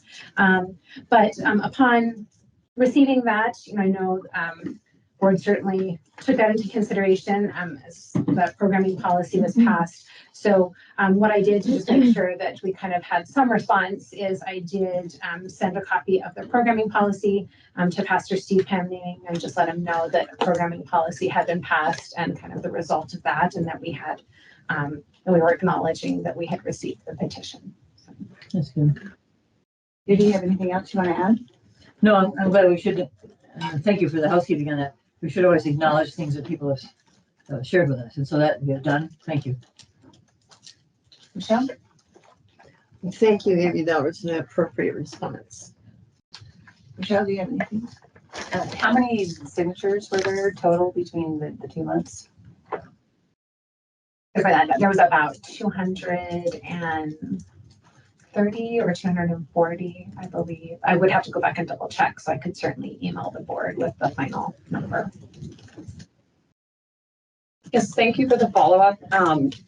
And I think that it was pretty clear that we tried to, at least this trustee tried to incorporate the concerns of those individuals that signed that petition, and I think we did, and take their concerns into account.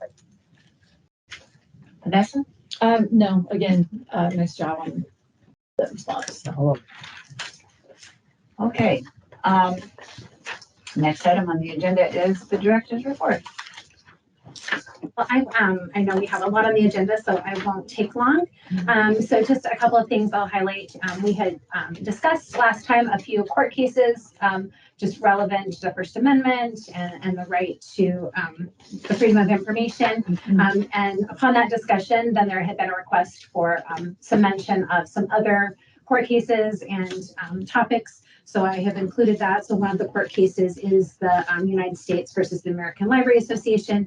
That really was the one of a few cases involving computer library filtering, and that the courts felt that there could be some level of filtering for internet access. And so that was one Rochelle had referenced. So I included that court case. And then Regina had talked about kind of wanting to start looking at right to assemble cases. So what I've started with, because right to assemble can be a variety of different things, but I picked a couple of cases that had to do with like meeting room usage that were specific to libraries. And so there's a couple of cases in there.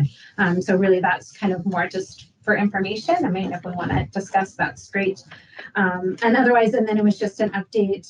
We kind of continue to work through the 5 book challenges that we have. 3 are complete, and then still working on 2 others. So.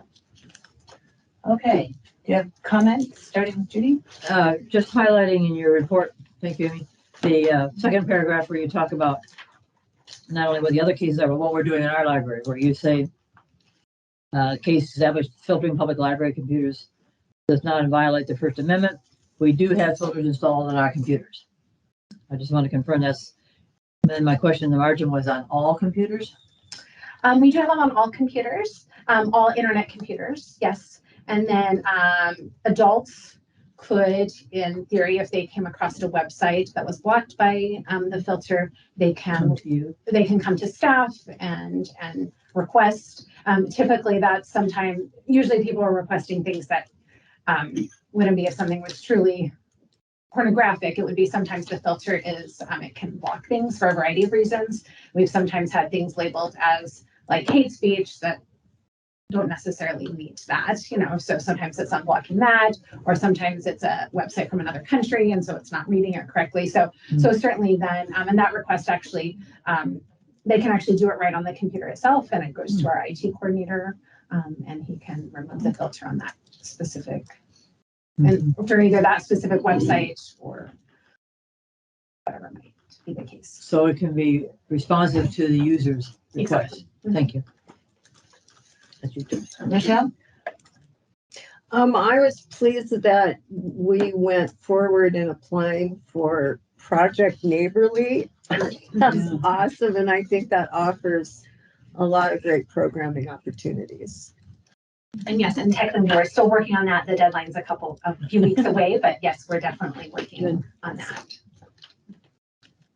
Michelle? Yeah, in the director's report, it says sexually explicit material is not found in the children's section at our libraries, but I have seen the book, This Book is Gay, which contains drawings of male and female genitalia and instructions on how to commit various sex acts. And this book is for children, and it was prominently displayed in one of our libraries. I went to look it up, and it is not actually owned by our library. Our library borrowed it from another system and then prominently displayed it. So I find that statement is not true. Gino? Go ahead. Sorry. Well, go ahead. We'll go. Sorry. Yeah, I appreciated the court cases, although, I read enough from my daily life that I didn't necessarily want to read more court cases. But what I was specifically looking for was not necessarily the fact that our meeting rooms are to be open and viewpoint neutral, but more from looking at it from the perspective that this is a place of public accommodation and a public facility, and that the public has a right to associate with like-minded individuals. So I was looking more for freedom of association, not necessarily of assembly, but when I got my packet and reviewed my packet and I saw it was assembly, not association, I didn't necessarily have time to locate some decisions for us. But so you didn't quite go where I was wanting to go, which is the right to associate. I'm just following up on Rochelle's comment. I was sitting here perusing 1815-14 in the Idaho Code, which describes and defines obscenity, and the definition for obscenity and including harmful to minors requires depictions of nudity, sexual conduct, sexual excitement, sadomasochistic abuse. These types of things are not in our children's section, and I 100% agree with our director, as she put it in our report. The library materials would not meet this definition in my view. Vanessa? Actually going along in that same thread, so we're talking about children's books. What about adolescent books and what's the other one? Adolescent and youth? Teen, So, right, youth and so, adolescent? right, so children's book, when I say children's books, I'm referring to 12 and under, and what would be found in our, because children's section is 12 and under, and then 12 to 18 or 11 to 18 would be our teen section, teen books. And so in the case of children's, that would be like easy fiction, juvenile nonfiction, and then young adult fiction, teen fiction. So the young adult and the teen fiction, does that go by the same standard? Sorry, I'll turn my mic on. Of the pornographic or illicit? Certainly not pornographic. I mean, sexually explicit, for some people, like a romance novel. I mean, we do have teen romance novels, some of which might be a little racy. I mean, I think if there are some books with teen characters that we have looked at it and they've been then moved, or not moved, but they've decided on onset that they should be in the adult section, either based on content or so forth. So, but I think here I was definitely referring, that was something I could speak to for the children's section. I mean, I think, some people might say, some of the Judy Blume novels, some of the old, were racy and might have, might depict teens, being promiscuous, so in terms of, but when I'm talking about sexually explicit, I was referring to the children's section, but pornographic, I would not say we don't have anything in the teen section. I mean, there might be books on sex education, but again, we would, there'd also be sex education books geared to the adult in the adult section. Sex education, yeah, no, I'm not talking about sex education. Well, right, yeah. Yeah, I believe there are some pretty explicit books for the teens. And I don't care if it's heterosexual, homosexual. They're, to me, describing an actual people doing the act. Is that considered explicit for teens? I think if it's talking about teens having sex, okay, we're gonna. No, I mean like really graphic details. Right. I mean, I haven't read all of the teen books, but I would say, we have a variety of teen books that cover a lot of different subjects, some of which include perhaps teens having sex. Some might have teens in abusive relationships. These are when we're starting to tackle difficult topics. And so there are a whole variety of topics that would be in teen books. And then we also have teen books that, don't have any of that content, that are a little more clean, so to speak. So the teen books really are going to run the gamut.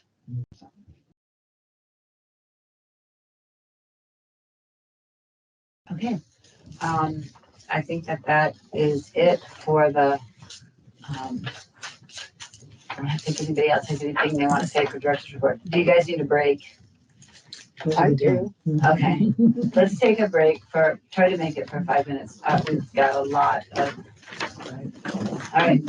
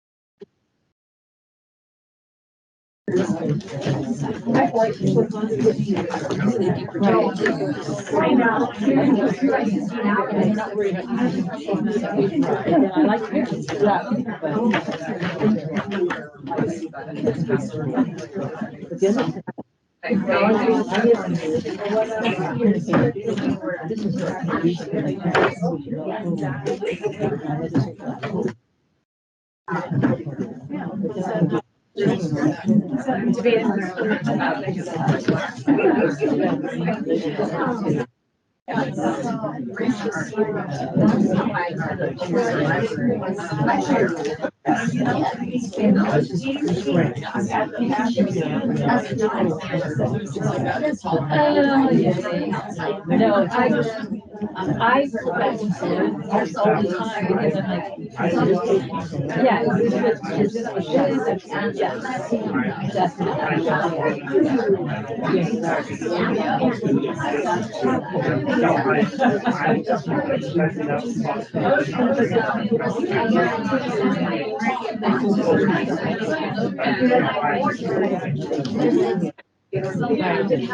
How do you want to see it? We've already talked about not.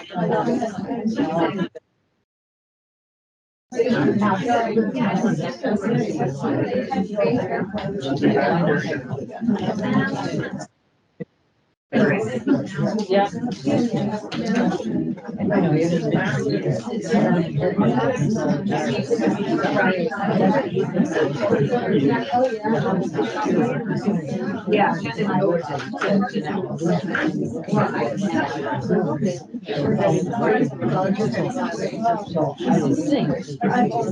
I'm used to it. It's so, it almost seems. I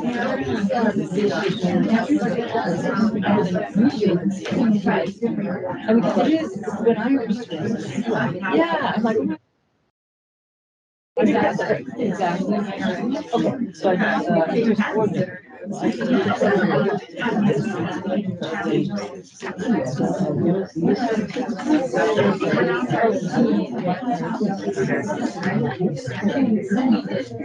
Yeah, okay, you sure. Okay, I think that's where we are. And that was just. Yeah, even if this heading was bigger, then we would know this was a heading. Exactly. Yeah, now that's why I get certain. So for us to be able to.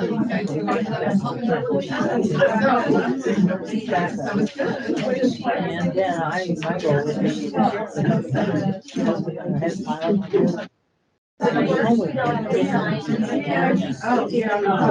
Yeah, so, because I'm always thinking about these. Take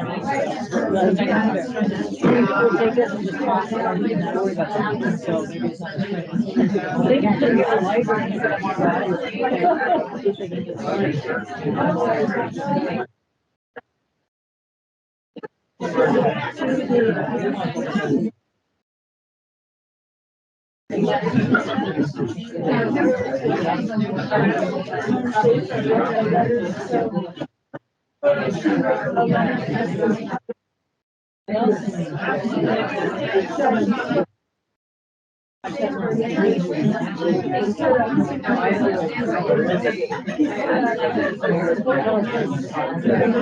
Yeah, because I do get a lot of they're doing this.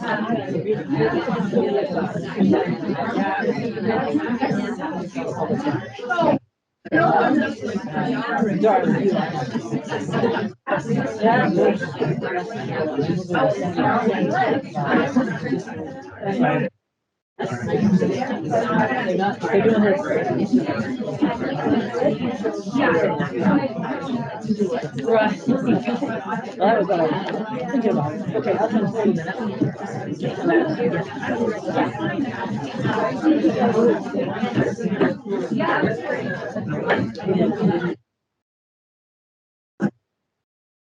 Yes, so that was.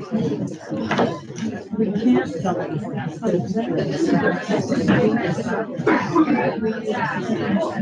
We can work on so this is why it's like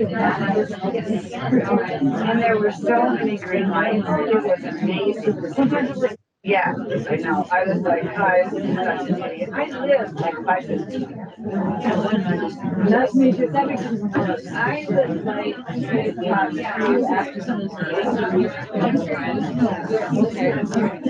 Hopefully we're gonna get out. Okay. I have a 7. We may go over. I didn't see when we started. Okay, board members, let's come back here. Yeah. Hey, are you going to return? I have to speak lounder. She's leaving.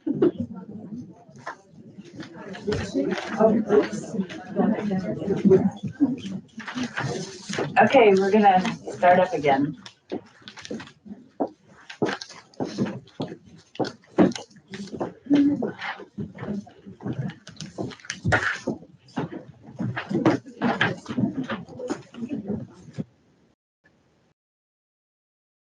All right, the next item on our agenda is our financial management guidelines.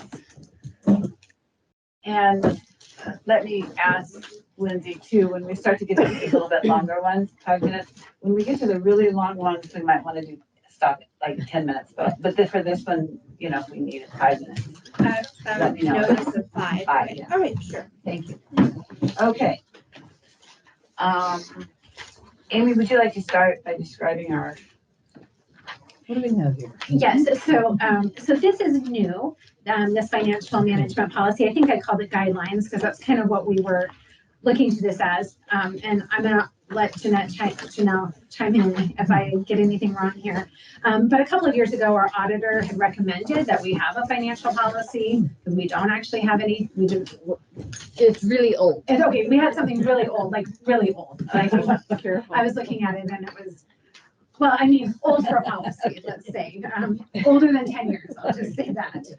So Janelle did a great job of updating it, and then we were just waiting for us to get through some other big policies before we brought it to the board. And so Janelle did a great framework, and then Lindsay and I have done some edits and additions. So this really is taking a really old policy that really old guidelines and really just getting it updated. Nothing is new here in terms of everything that's in here is what we already have into play.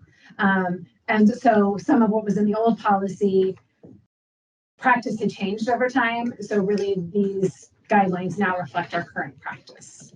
If that makes sense. So for things like, so just it points out that for checks over $5,000, we need both the director and the treasurer.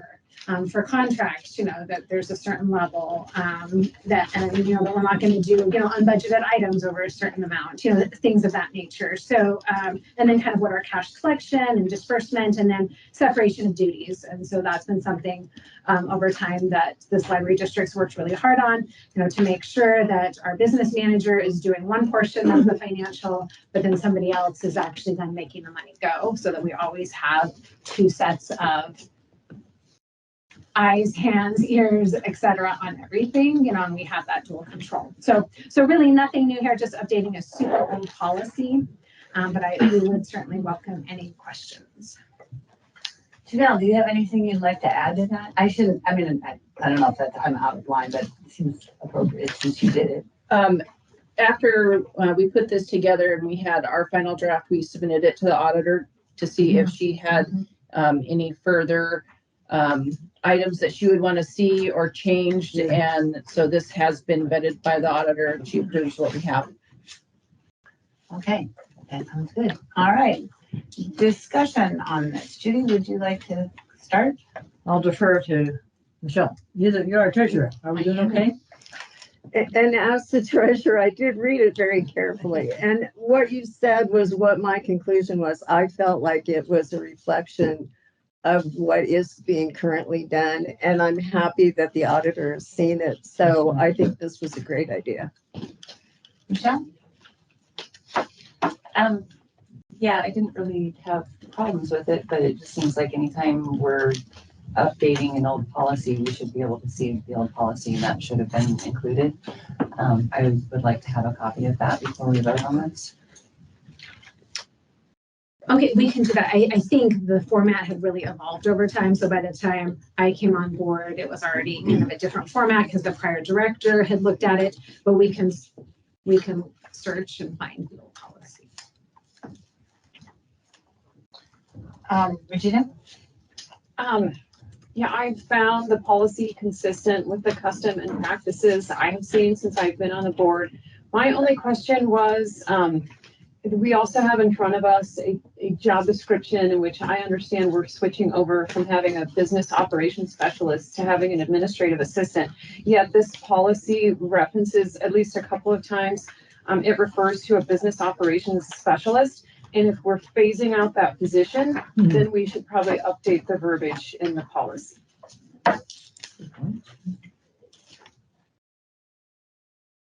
Vanessa? No, I don't have any questions. I have a question. First of all, I would like to tell you all that I loved it. I thought it was fabulous. I'm probably was the biggest fan. I do have a question. And this is really a question, and it's on page 2, and it's under accounting and record keeping. And it talks about the chart of accounts, and then it says the business manager is responsible for all account maintenance, including additions and deletions of individual accounts and division of account sections. But I know you can fiddle around with accounts. I mean, it seems, it's not a difficult way to hide money. That's important to manage. If only one person is changing our accounts, you know what I mean? And it's kind of like, could we not do it in conjunction with somebody else if we change our chart of accounts? I can add something in there that is what I currently do, and I run past any change of chart of accounts through our auditor. Yeah, that would be fabulous. And part of the audit is requesting the current chart of accounts. I think it would be good because you could, I'm pretty sure you could figure out how to get to Hawaii. Is that okay? I mean, is that all right with the rest of you? All right. I had actually, there were a couple of typos.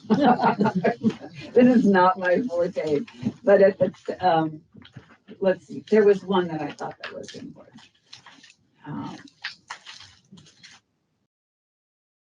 I'm not at all comfortable. This one is on page 7, and it is under banking services in the second paragraph.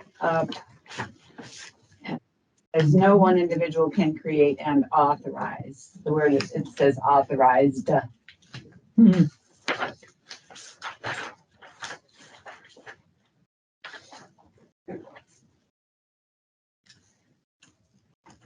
Does going through the rotation, Judy, anybody have anything else they want to add? Michelle?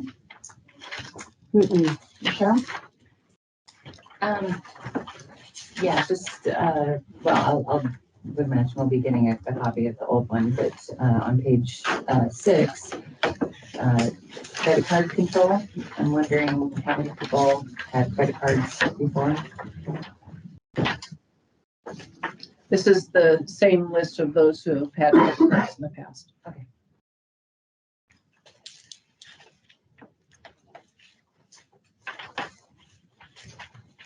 Anything else?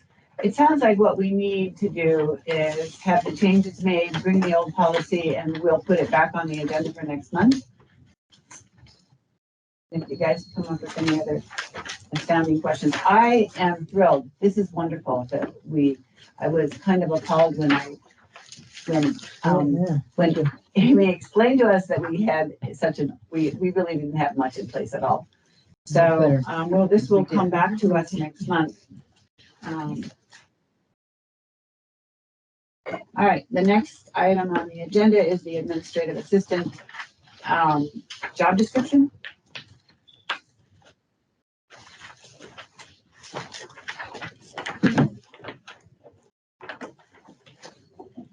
And Amy, would you like to talk about it a little bit? So I did send an email. Judy had a question yesterday, so I forwarded my response to her because I realized, not all of the background information is given. So this is a position that has been vacant for several months, but an existing position, so not a new position. Prior had been titled Business Operations Specialist, but we are modifying the duties a little bit. So we think a more apt title would be Administrative Assistant. In the 2022 budget discussions, we had asked for an increase in hours. So this had been a 19.5-hour position prior, and we had asked for an increase to 28 hours per week. So this position, this will be the first time it's posted at the 28 hours that we have budgeted for in the 2022 budget. So really kind of what we were set with more hours, they will still continue to do all of the things that our prior business operations specialist did, which was be backup for payroll, do a variety of kind of the accounting and timekeeping, help with some of the HR, meaning exit interviews for staff. But then also they could, and also help with the board packet, which would be very helpful, personally, selfishly. But then also perhaps help the admin team with a variety of projects. And that could be everything from like right now, as we're embarking on the strategic planning process, there's a whole bunch of data gathering that I'm doing. That would certainly be something that we could have an administrative assistant do. I mean, if they were in place, during this project. So there could be projects of that nature. Also some proofreading for our communications coordinator. So that's why we have the addition of proofreading documents and social media content. And then the addition of assisting the administrative team with special projects. More, it was just kind of serve as an assistant. So that was already in the prior job description. So we're just modifying that somewhat. Okay, Gino. Glad to see this happening. As a long-time board member, for a long time, we felt we needed the category, call it what you will, administrative assistant. I like that because it's kind of a do everything job description for as projects come along. You need another set of hands. I think, yes, I've checked with you because I needed to see how it fit in the organization chart. I see you distributed that. You told us it's about $16 an hour, and you were saying that was 28 hours a week. So I was looking at the impact, and we board members would for what it's going to do to the budget, and so we're at about $450 a week. So I think I did my math on that. Just those pieces to put together with what I think. Are we introducing it this? No, this is an action item this time, isn't it? Mm-hmm. So for my purposes to act on it, I wanted to know what it's going to cost and how it fits in, and it makes great sense to me. And I can't wait to make the motion to approve it. Michelle? Could you remind me, is this benefited in any way? Sick leave, vacation? It is Percy. But so our 28-hour positions have Percy benefits, but no paid time off or medical. Right. The direct cost is what we have per hour. Yeah. Plus the Percy. Yes. Okay. Thank you. Michelle? So the last line on the first page, assist with monitoring and creating social media content, that normally falls under the communications specialist.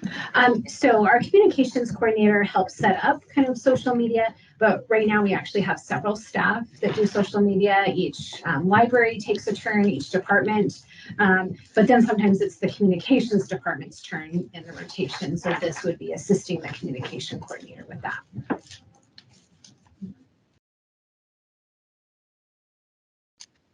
Anything else, Michelle? No. Regina? I appreciate the additional background regarding the position, and I did not have any changes to the job description.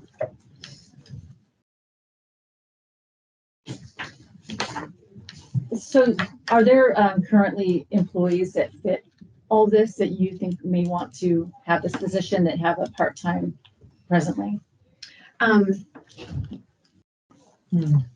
Potentially, typically what we've done is post it internally for a week or two and then externally. So with the draft, we've started that process, but I mean, since we're waiting for the final approval of the job description, but so that's always possible, and we do try to give internal staff a chance first. So we do post that internally first. I think it looks good. So we have already, this is already in our budget for this year. We've already approved this. So there's not any additional anything. Okay. So this isn't asking for the additional cost because that was already approved. It really is for the job description itself. Okay. And on this organizational chart, this person is the business office staff. Is that what that is? Okay. All right. That sounds good. One last comment, since my rotation here. It is. I love the last sentence, which is whatever your job description has. The job description is subject to change as the needs and requirements of the job change.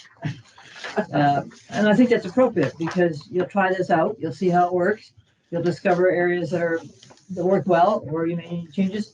And so I'm glad to see that in there. And that needs to be something you manage. You don't need us to do it, other than good luck trying to get everything done that's on the list.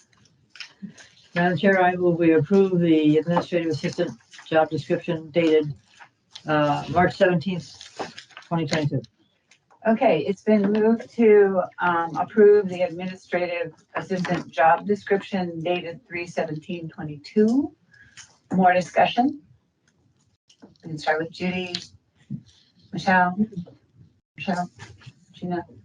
I would like to say though, and I would like to say, echoing Judy, that we have championed for this for a really long time. We really hoped that the director could have somebody help them put together the board packet, if nothing else. All right, so this is wonderful. All right, so it's been moved to accept the administrative assistant job description dated 3/17/22. All those in favor? Aye. Opposed? All right. That has passed. The next item on the agenda is programming policy follow-up. We just included it in your packets, the final draft, and we really, and then I don't know what else to say other than we said we would include it, and there it is. I don't know that anybody has anything else they'd like to say on it. Judy? Michelle? No. Michelle? I'm not sure if I got that in my. It's hard to find that stuff. That's public comments policy.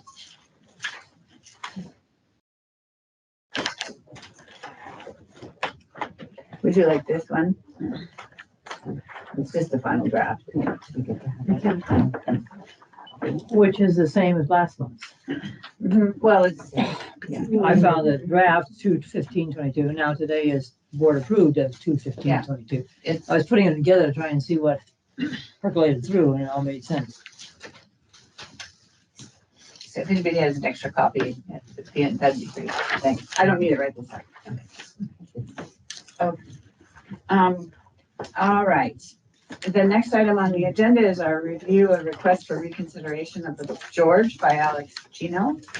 And I have a couple of things I'm going to want to say about that. I would like to remind the board that the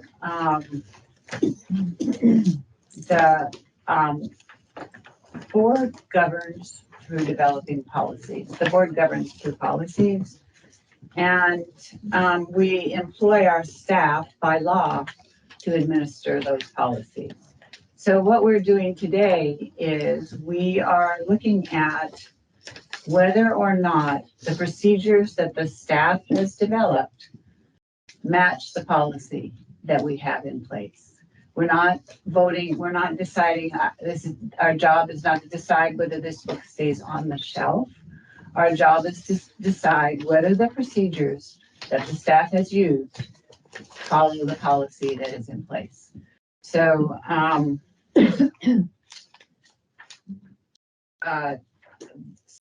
I would like you guys to remember that as we do this. To that end, we can start with a discussion of this in terms of that. Judy, do you have anything you'd like to start? What I'd like to suggest, Madam Chair, is this is the first time in a while we've all done this, that our director. Oh, that's right. Sorry, I'm sorry. That was supposed to happen. It's about to. Thank you. That we board members need to learn again how it was from where you were and what you did as to following the policy. What's the policy say to do and what did you do? So I will describe what we did, and then kind of what I'd like to do is kind of share what the final response was and kind of what our letter was in response. So our policy, our material selection policy is what specifically guides the selection of material and also talks about the reconsideration process. So when we receive a reconsideration form, we are then using the material selection policy. And we set up a review committee. So all members of the review committee review the item in question cover to cover. So we all read it. And then we do quite a bit of background research on the book. We do background research on the author. We pull together a variety of reviews. We look at the criteria in our material selection policy, and then apply that criteria to that particular item. And I'm saying item because sometimes, you know, you might have a DVD that's in question or an audiobook.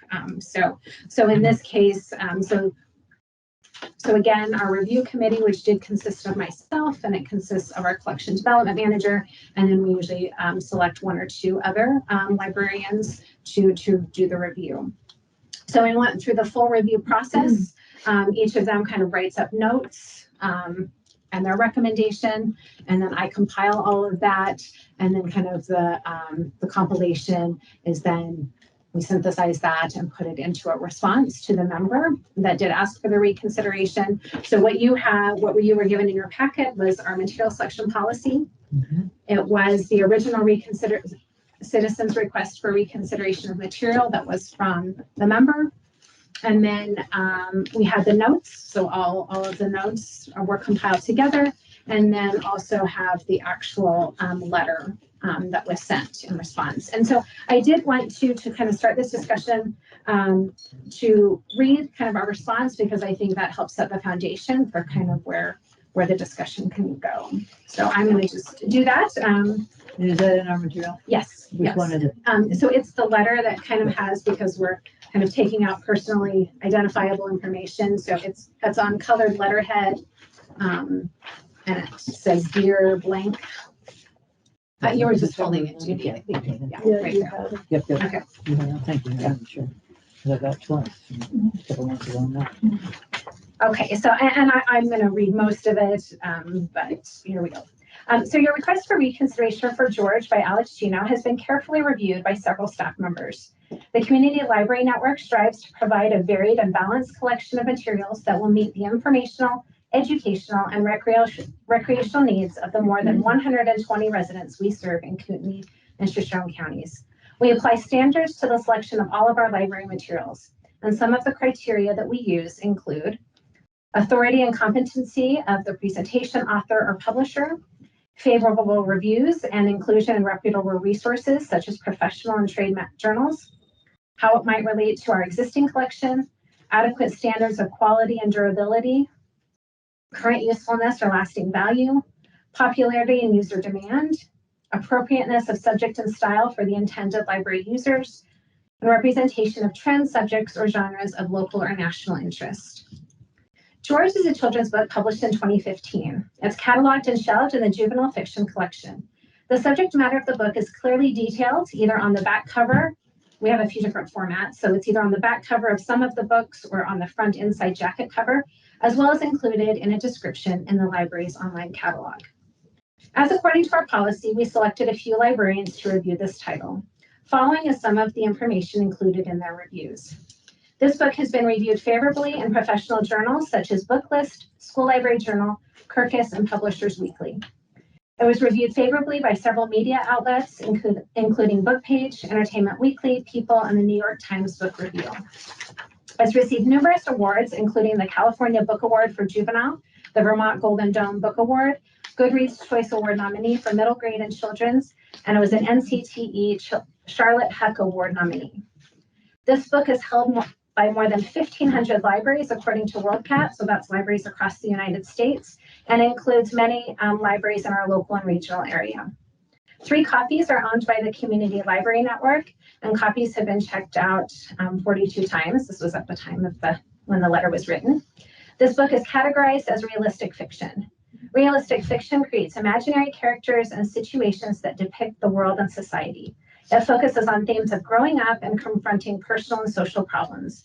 The genre portrays characters coming to understand themselves and others. This book portrays a view on the sensitive and complex subject of gender identity. The aim of library collection development is to meet the informational and recreational reading interests of diverse clientele encompassing multiple demographics. Based on the criteria of our material selection policy, our staff unanimously recommend that the book be retained and the collection is classified. I have also thoroughly reviewed the book and concur with our staff's recommendation that this title be retained as classified in the juvenile fiction area. The responsibility for use of library materials by minors rests ultimately with their parents or legal guardians. Each family is different, so it is up to the parent or guardian to help choose what is best for their child. Every child deserves to see themselves or their family members represented in library materials. Books also allow us to view and understand lives that are different from our own. We acknowledge and accept your right to object to this material personally. A public library has an obligation to preserve the right of each individual to make his or her own assessment of library materials. We serve a community with a wide range of interests, and we select library materials to reflect these broad interests.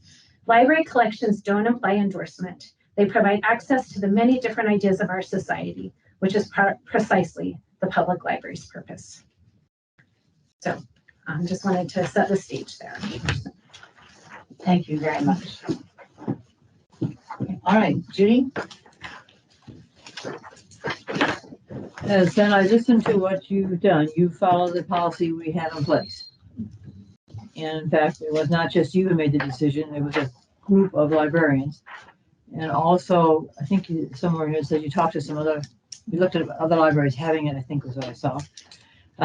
For me, the second from last paragraph, library collections don't imply endorsement. I find that comforting for me because there's some books in this library that I wish we didn't have, but that's not my job. And so by having the books, it doesn't imply either I endorse them or a board member does. It's just part of what our job is to get those books available to people. So I appreciate the research you've done, and I think it's the right decision. Michelle? I thought it was thoroughly reviewed. I appreciated the notes, your letter to the patron, and the references to the materials selection policy. I think we did a good job. I think we came to a reasonable conclusion. Michelle? A quote from Frederick Douglass: "It is easier to build strong children than to repair broken men." Idaho Statute 33-2701 creates libraries as, quote, part of provision for public education. Miseducation is not the same thing. Miseducation is education that is harmful, and so this book kind of violates the purpose of libraries in that it is miseducating people. It is encouraging children to read dirty magazines, to be sexually confused, to use drugs and cut off body parts, which is definitely harmful. So the law that created libraries supersedes library policy. And so I think that it was judged wrongly because the law is higher than library policy. Gino? Well, like most of these issues, I also started with the law, and information is power, and I always need a lot of information before I can make such decisions. And I reviewed all of the materials that we received and all of the public comment. And for me, the analysis starts where it has started from the beginning, but I have tried to explain that per Idaho code, our library services under 33-2702 must meet the standards established by the Board of Library Commissioners. The code uses the word shall. We shall meet the standards established by the Idaho Library Commissioners. So if you go to the Idaho Board of Library Commissioners, you will see which guidelines they have adopted that are applicable to this library. And that includes, I think I clicked off of it, the intellectual freedom for minors. Intellectual freedom for minors, I have been reading about, and there are a lot of materials explaining and interpreting intellectual freedom of minors. And I find this portion particularly helpful in understanding what intellectual freedom of minors means. It says libraries and their governing bodies, that would be us, cannot assume the role of parents or the functions of parental authority in the private relationships between parent and child. Libraries and their governing bodies shall ensure that only parents and guardians have the right and the responsibility to determine their children's and only their children's access to library resources. parents and guardians who do not want their children to have access to specific library services, materials, or facilities should so advise their own children. Libraries and library governing bodies should not use rating systems to inhibit a minor's access to materials. I'm not finished and I'm not yielding my time. The next thing I want to say in regards specifically to this book, which I have not read, is that I would remind the board that Bostock versus Clayton County, Georgia, a United States Supreme Court decision decided in June of 2020, added homosexuals and transgender individuals to the list of protected classes in the United States. This is a protected class. Like it or not, audience, that's the law of this country. So in reviewing the material selection policy, it has not been pointed out to me anywhere how the review process was not met or how the material selection policy was not followed. I believe that our staff selected this book appropriately. I believe that our staff reviewed the challenge appropriately. And I think the only responsibility we have as a board is to see whether policy was followed, and policy has been followed. Your personal views and objections to this work are beside the point. That's all I have to say. Michelle, I'm sorry, we're gonna go around. Vanessa? Okay, first I want to read from the book Challenges, Censorship in Public Libraries. That we all got, I think, just emailed to us. I think, or no, maybe you gave it to us in the last. Okay. Okay, so there's a page number. It's page 3 of that. Okay. Yeah. Got it. So the question basically is, don't library boards and library directors have a responsibility to protect their community, especially children, from materials that expose patrons to inappropriate and harmful topics? And then there's a quote from 1982. If there is any fixed star in our constitutional constellation, it is that no official, high or petty, can prescribe what shall be orthodox in politics, nationalism, religion, or other matters of opinion. If there are any circumstances which permit an exception, they do not now occur to us. So I see a problem with the ongoing push of the LGBT and light communities to saturate every aspect of our life, especially targeting children, presumably to normalize anything and everything for the future generations. As proof of this, there is the rebranding of pedophiles, giving them the softer name of minor attracted people.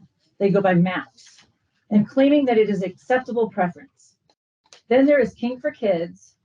This is a movement pushed by some in the LGBT community that want young children to be exposed to deviant sexual acts so that they grow up accepting everyone's lifestyles and knowing that it's okay for themselves as well.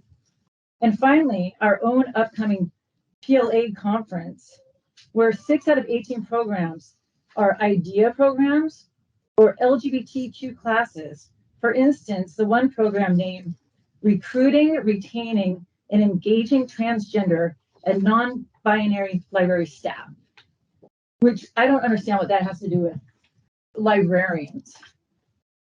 Under the existing guidelines I am to follow, I must vote to retain the book, George. However, I do so with objection. I believe that the guidelines must be updated to take in consideration the onslaught of inappropriate children's material that is coming our way. I do believe the circumstances which permit an exception are here.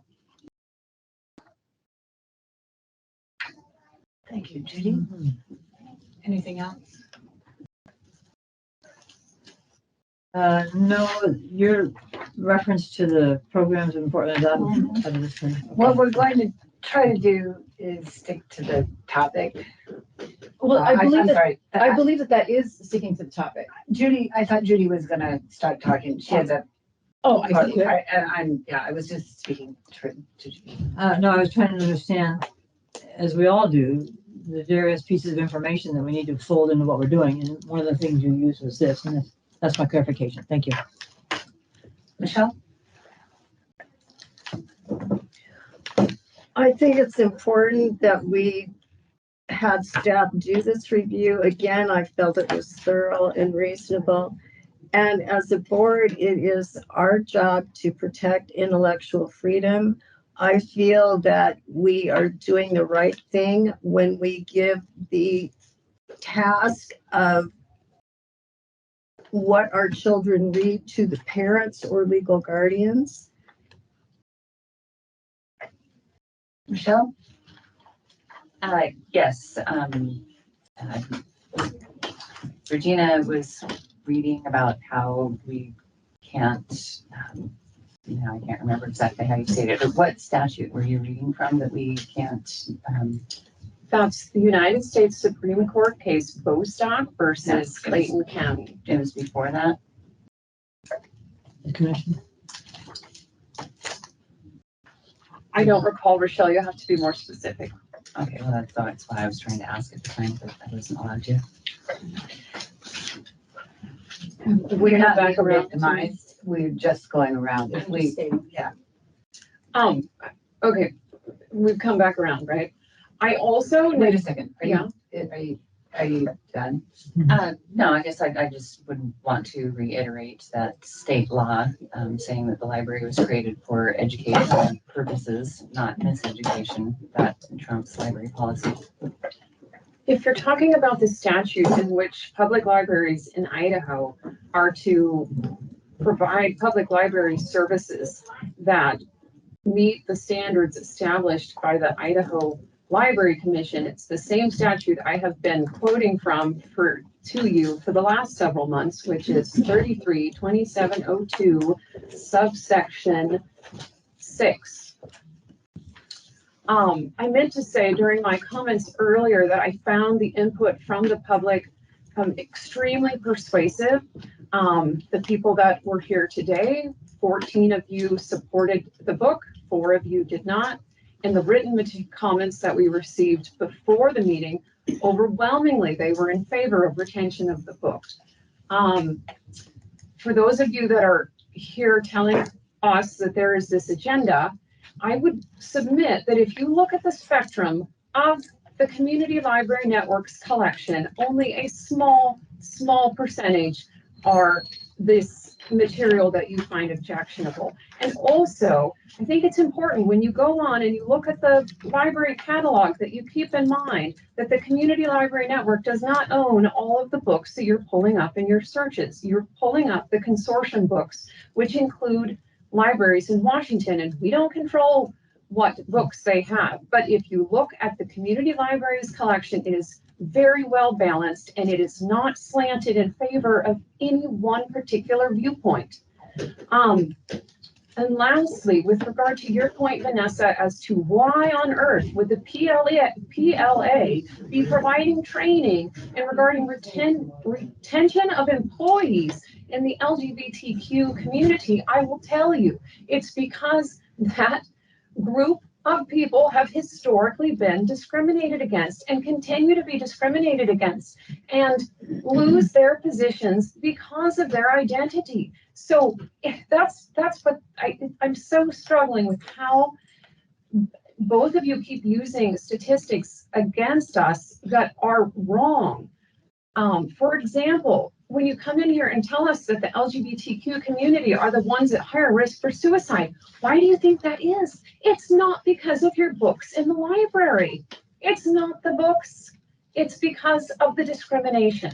And why is it on the agenda for the PLA? Because people need to learn to stop discriminating against classes of people. So yes, librarians need educated not to discriminate against those classes of people, because discrimination happens in every profession, and unfortunately it continues. So I don't find it surprising that the PLA would put that on their agenda. It doesn't mean that they are trying to, create some sort of militant force that they want to come convert everyone. They don't.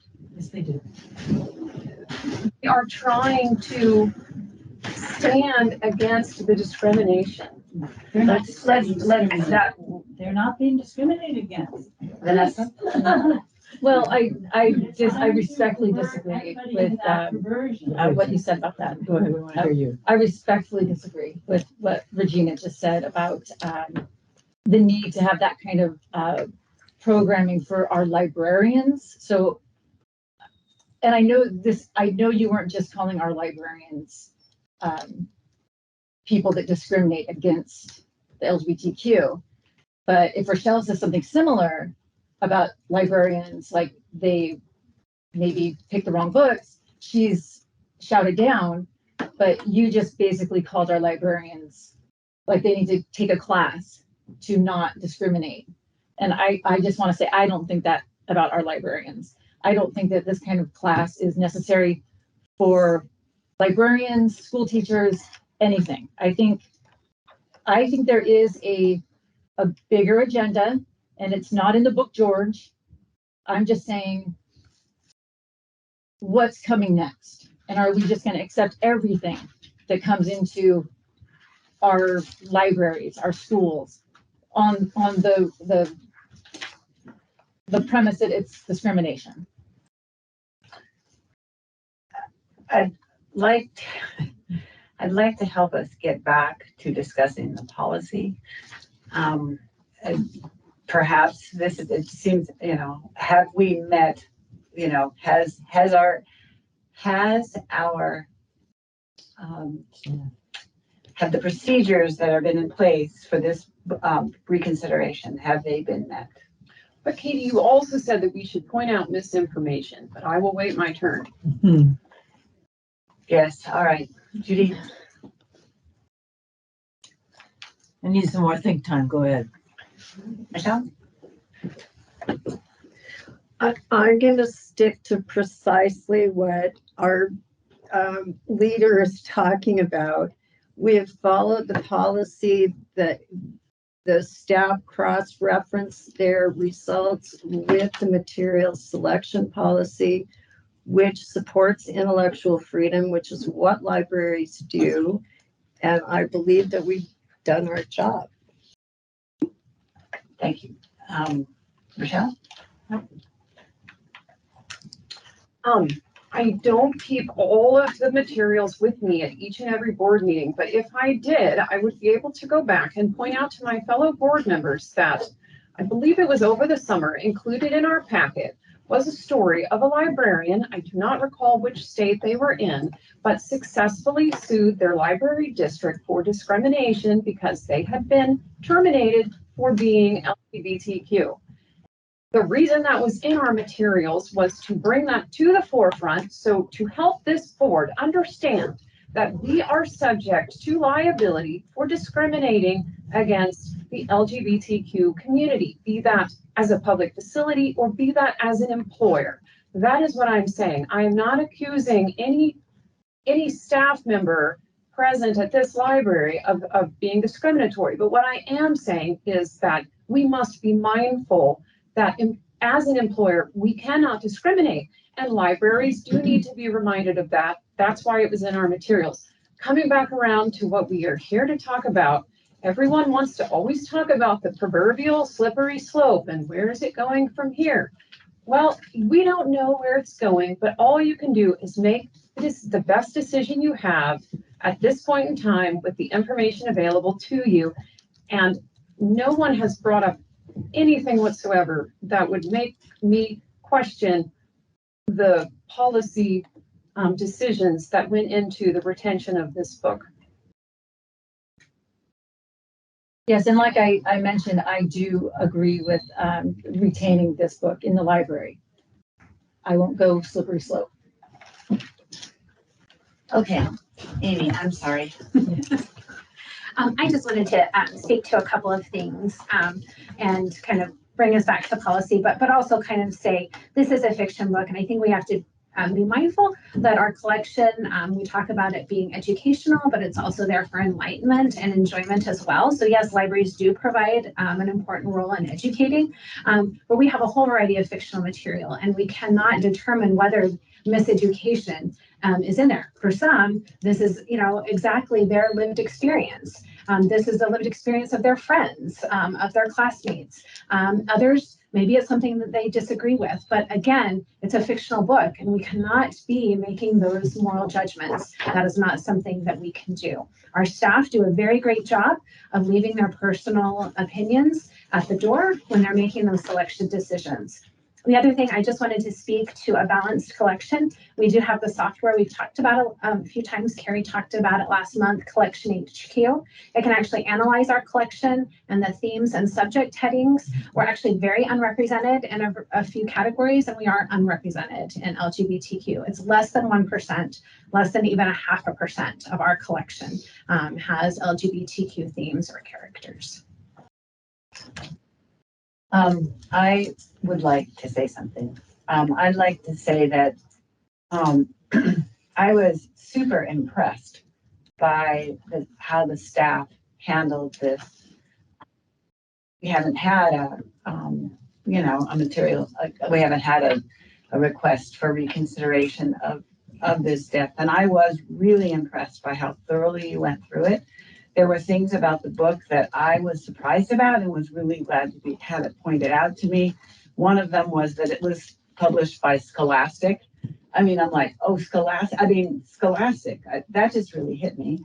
The other thing is how it has been so thoroughly looked at by so many people in this country that would have caught some problem with this book. Anyway, the other thing that I was really thoroughly impressed about, which something I hadn't really thought about, was how it said that it was clearly identified what the book was on the outside of the cover and in the catalog. So it's very simple, and it is. I did read the book, and I found that to be true. It was very, very, I mean, you knew in the second sentence on the outside of the cover what the book was about, and you could put it back. And I didn't look on the catalog, but I like that we are very clear in our catalog and on the outside of the book what it is, so people are not surprised. So I want to, kudos to the staff for developing the procedure they did and the thoroughness that they did with it. And I really appreciated the notes so that we could really, it took some time, and I guess what I'm very glad about is when a patron goes to goes all the way through having to fill this out, there's real concern, and that we dealt with that real concern in a very respectful way. And I'm happy about that. So, all right. Yes, Judy? Still thinking, but for me and the procedure that we have, where it was not just done by our team here. The review process and procedure process says, go see how it's viewed. We did regionally, talked about other libraries that have it.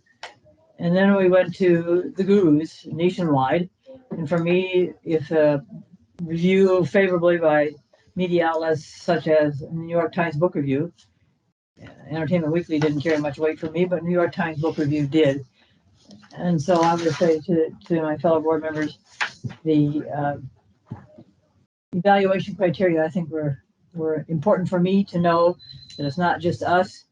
On the other hand, we as a board need to be listening to the local community. And so I think today people taking time to share their concerns is appreciated. And I think we're back to the same old issue we've always had. A small amount of the books of this style may be in our library, and those who don't want to participate, don't check it out. Otherwise, I think we have a responsibility to have this information, intellectual, that we talked about earlier, is part of our job as a board. And you're right, some things here I don't like. And it's hard for me to see my tax dollars spent on them. But on the other hand, I want to be sure and have you spend the tax dollars on the books I want. So there'll be a blend of, it's not a very straight line. Michelle?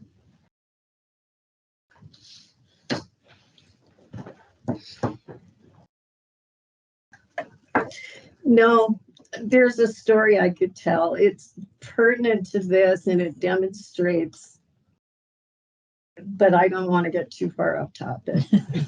Isn't it hard? Rochelle? No.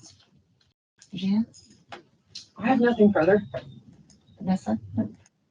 There is no action item on this, and I was wondering, unfortunately, right, and it does not say action item on it.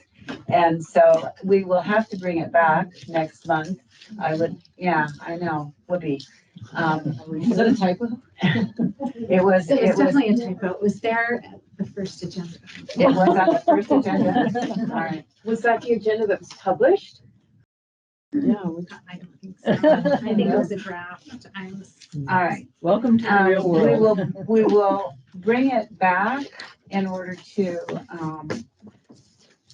we can talk about it, but we're not gonna put a lot of time on it because we will have other things too. Our time for this book was this today, our discussion with today.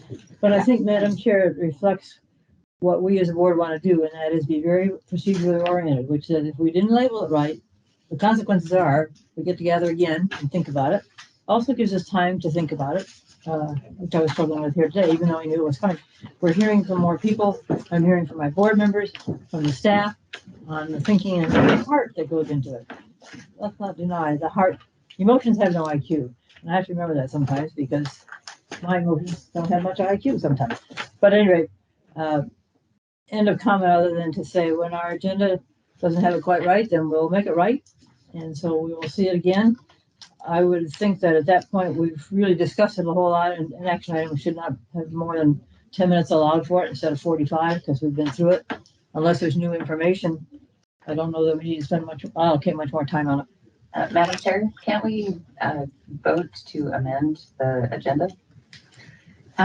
I'm not sure about amending the agenda at this point in time. I think you can amend the agenda at the beginning of the meeting. Yeah. And also it has to meet certain 24 hours. certain emergency qualifiers. Right. The very thing that you're trying to be respectful of is the very same thing that comes back to bite you later. We really didn't tell the public part of what our board is supposed to do. And we want to be real forthright about that. I would love to amend it. But having had enough board experience to say, that's just not the way our board wants to operate. So it will be on the agenda next month, but we will also have another book for reconsideration, which will take up a lot of discussion time. So our discussion for this one, I'm hoping, is today. And we'll move on. The next item on the agenda is strategic planning update. And to that, I would defer to both Regina and Amy. You want to say something first? You can start. Okay, so we've been working with library strategies. We did have our kickoff meeting with the steering committee a week and a half ago. One of the consultants did come out and did a tour of 5 of our 7 libraries and then met with the steering committee. A couple of members of our steering committee were not able to make it. So from there, kind of the next thing we're working on is community survey, which we should have a draft in a few weeks. The consultants basically provide a template, and then the steering committee will start work on that. So we haven't even seen the template yet, but that's what they're working on.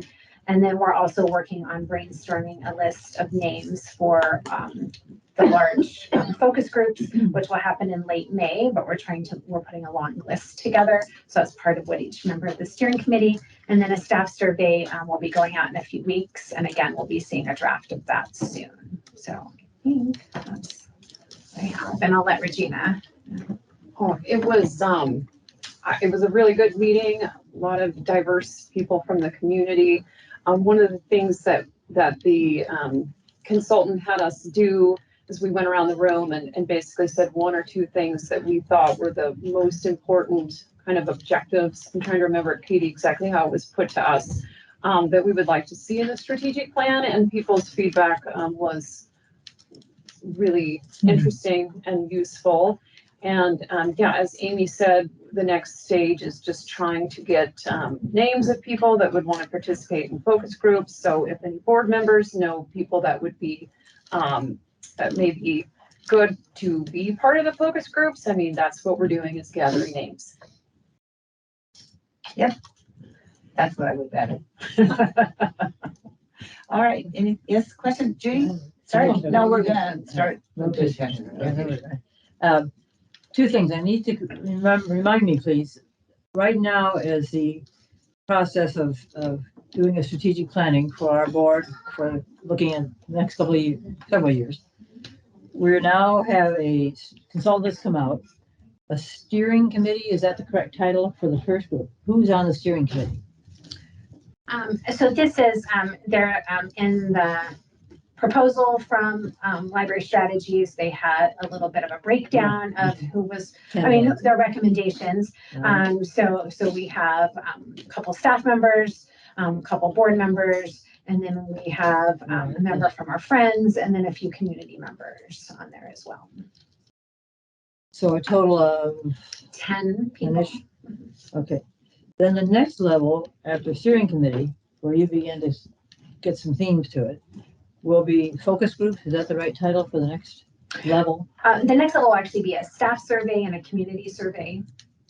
Which is written or online, though there will be a small number of paper surveys for some of our communities.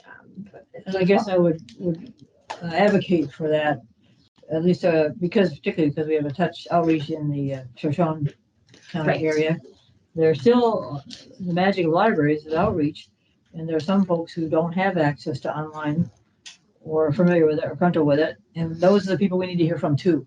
So I want to be sure steering committee folk, we highlight that.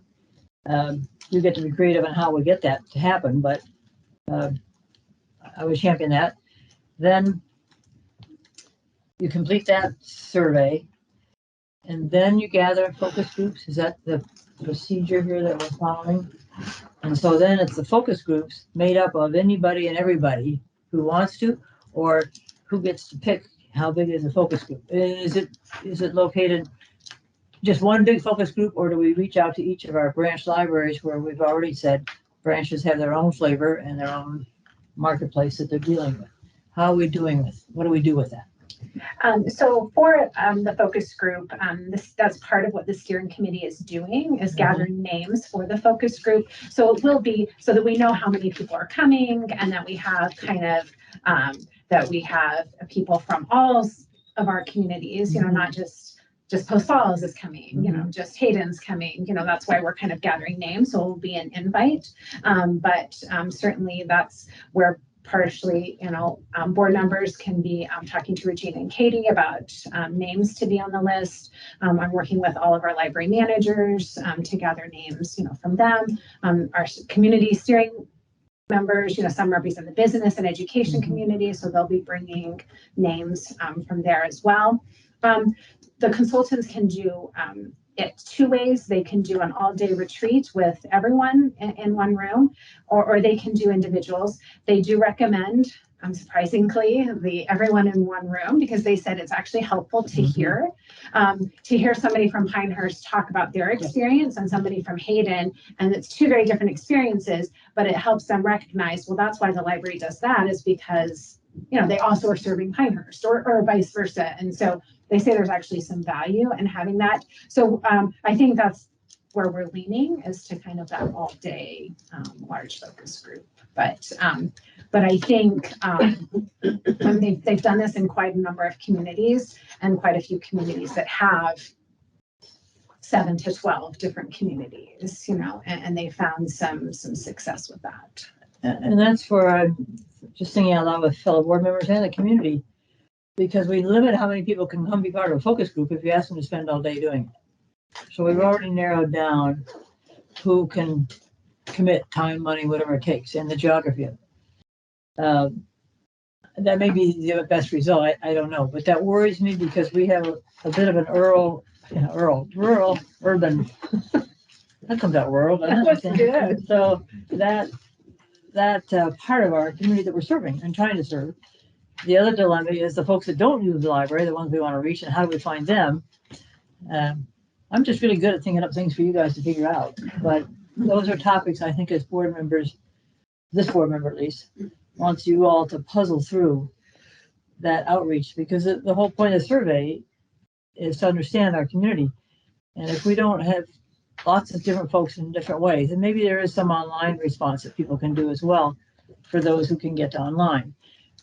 But I magic of this whole effort is that outreach to those we currently serve and those we want to serve.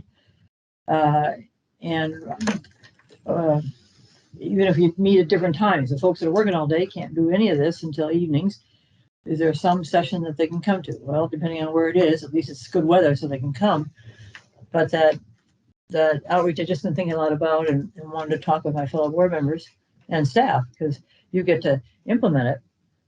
But my job as a board member, I think, is to say, let's be sure we've tried to figure out the most accessible way we can to have people help us know what they wish the library did.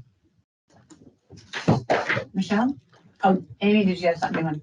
Oh, okay. Michelle? Do you have anything? Is that my 3 minutes? I think Judy covered it. I'm gonna give us a little more time on this. I think it's good for us to. I think Judy covered a lot of stuff, a few things that I hadn't thought of, so I'm just gonna keep my mouth shut. Michelle? I just want to, hope that we choose to not cherry pick people who represent just what we want the library report to say, that it truly represents our community. Mm-hmm. Yeah, I would say that's exactly what we're trying to do, is get a wide cross section of the community, because we want to arrive upon a strategic plan that is applicable to the community as a whole.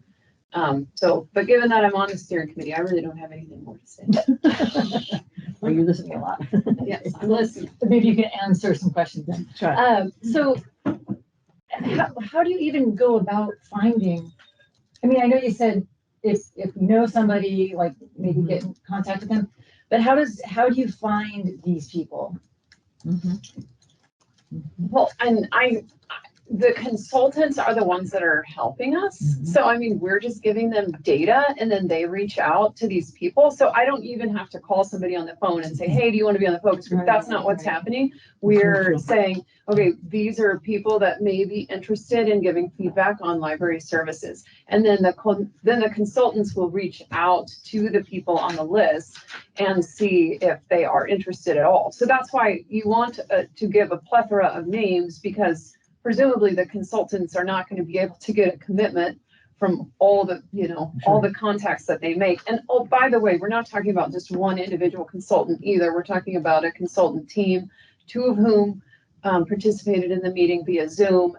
And they're all very energetic, enthusiastic people that probably will have no trouble co-opting attendees to the focus groups. And then just to add on that. Use your microphone.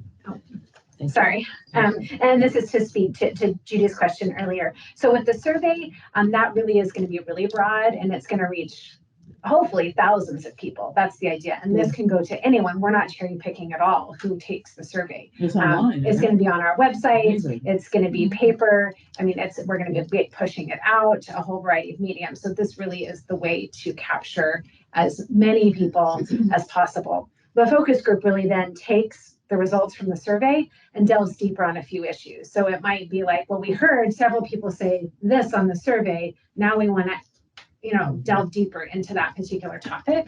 And so the idea is to have 40 to 60 people at least for the focus group. And so this is where we're trying to say, how do we get a cross section? And that's one thing where we brainstorm a ton of names, and then the steering committee looks at it and says, oh, we've got way too many women or educators, or not enough from the business, not enough homeschooling. That's where we're going to look at that and really make sure that we have at least enough 40 to 60, somewhat of a broad section. Okay, is that good enough for today, guys? All right, so we invite you to hand the people on the strategic planning committee names. But it isn't just limited to us. Can anybody send names to the library? Certainly. Which is, with people to hear that care, that's another chance for participation, please. Okay, the next item on the agenda is the public comment policy. And what we did was we worked on it last time, and we did the same thing last time that we just did right now. And we are now going to be better at this. I take responsibility because I get the draft, get it sent to me, and I look at it, and did I see that? No. So I apologize for both last month and this month. So this is the policy that we came up with last time, and I don't know if there's any more that people want to talk about. It hasn't been changed, has it, Amy? Not at all. It's exactly what we thought we spent our time on last time. We can start discussion of the policy or a motion or whatever. If I'm in rotation order here. Yes. Does this one, okay, I forgot now, I didn't make that here. Do we list the amount of time people speak? No. Yep. Oh, I got my glasses on. Thank you. Okay. So in fact, we'll be better at helping folks who come know that it's 3 minutes instead of 5, because we didn't have that quite right either. Okay, thank you. I wanted to be sure that was in there, and it is. Michelle? It's in red. I don't know why I couldn't see it. I'm colorblind. I think she, no. She said no, nothing? No, okay. I'm fine with this. Michelle? It seems to me that each of these items that were added should have a vote based on their individual merit instead of just, we discussed them and we're gonna add all of these all at once. But particularly, the first one was added by the director, not during a meeting. And that doesn't seem like the appropriate way to go about things. But the first one is also. The bullet, you mean public? Oh, yes. Sorry. Yes, the first bullet point. Sorry, I had numbered them, and so in my mind, everyone has the same numbering system. All right, so the first bullet point is redundant. Generally, the public already understands the first bullet point, and it's redundant with number 8, which had been added to that there should not be any disruptions from audience members. It could be misapplied to apply to comments that are not liked, but allowing ones that are approved of. And so I move to strike the first bullet point from the policy draft. Okay. We now have a motion to strike the first. Should I read it? Okay, motion. Okay. You better, because it's kind of. Okay, I apologize. Still getting used to this. Okay, I move to strike the first bullet point, which says public comment at board meetings is limited to the public comment portions of the meeting as indicated in the published agenda, because it is redundant with number 8. No disruptions from audience members will be tolerated, and also because it was added by the director rather than one of the board members. Okay, it's been moved to. Do I not get to discuss then? Well, okay, hold it. She made a motion. And I don't know that, I guess what I'm not sure about is, do we need a motion on something that's not even a policy at that point? I mean, would you reduce it to just, these are your comments, and we might want to change the policy before we just make a motion to take this out? Well, I think that we should vote on each edition. Okay, I'm just gonna say something. I'm gonna say something probably out of turn, but policies are very often drafted by the director. The board asks the director to draft the policy. So we asked the director to, fill out the policy, and these things were added in order to fill out the policy that we have. They come from other public comment policies, and so to ask the director not to, that's how the policies get built. And is that we don't have time. This isn't where it's not our day job. So we asked the director to put together a policy that is going to be in line with public library law, in line with what other public libraries do, and then we come to look at it. So asking the director not to participate in the policy is kind of, the other thing is that usually what we do is we take a draft and then we. I just want to say you might want to extend the meeting. Okay. Yeah. Madam Chair, I move we extend the meeting to 5:15. My suggestion is we go to 5:30. I was waiting until 5:15, but okay. Well, I think we just have to make another motion. That's a good point. I move that we extend the meeting till 5:30, but try not to go that long. Is that part of the motion? Okay, it's been moved to extend the meeting to 5:30. Is there discussion? Is there, Michelle?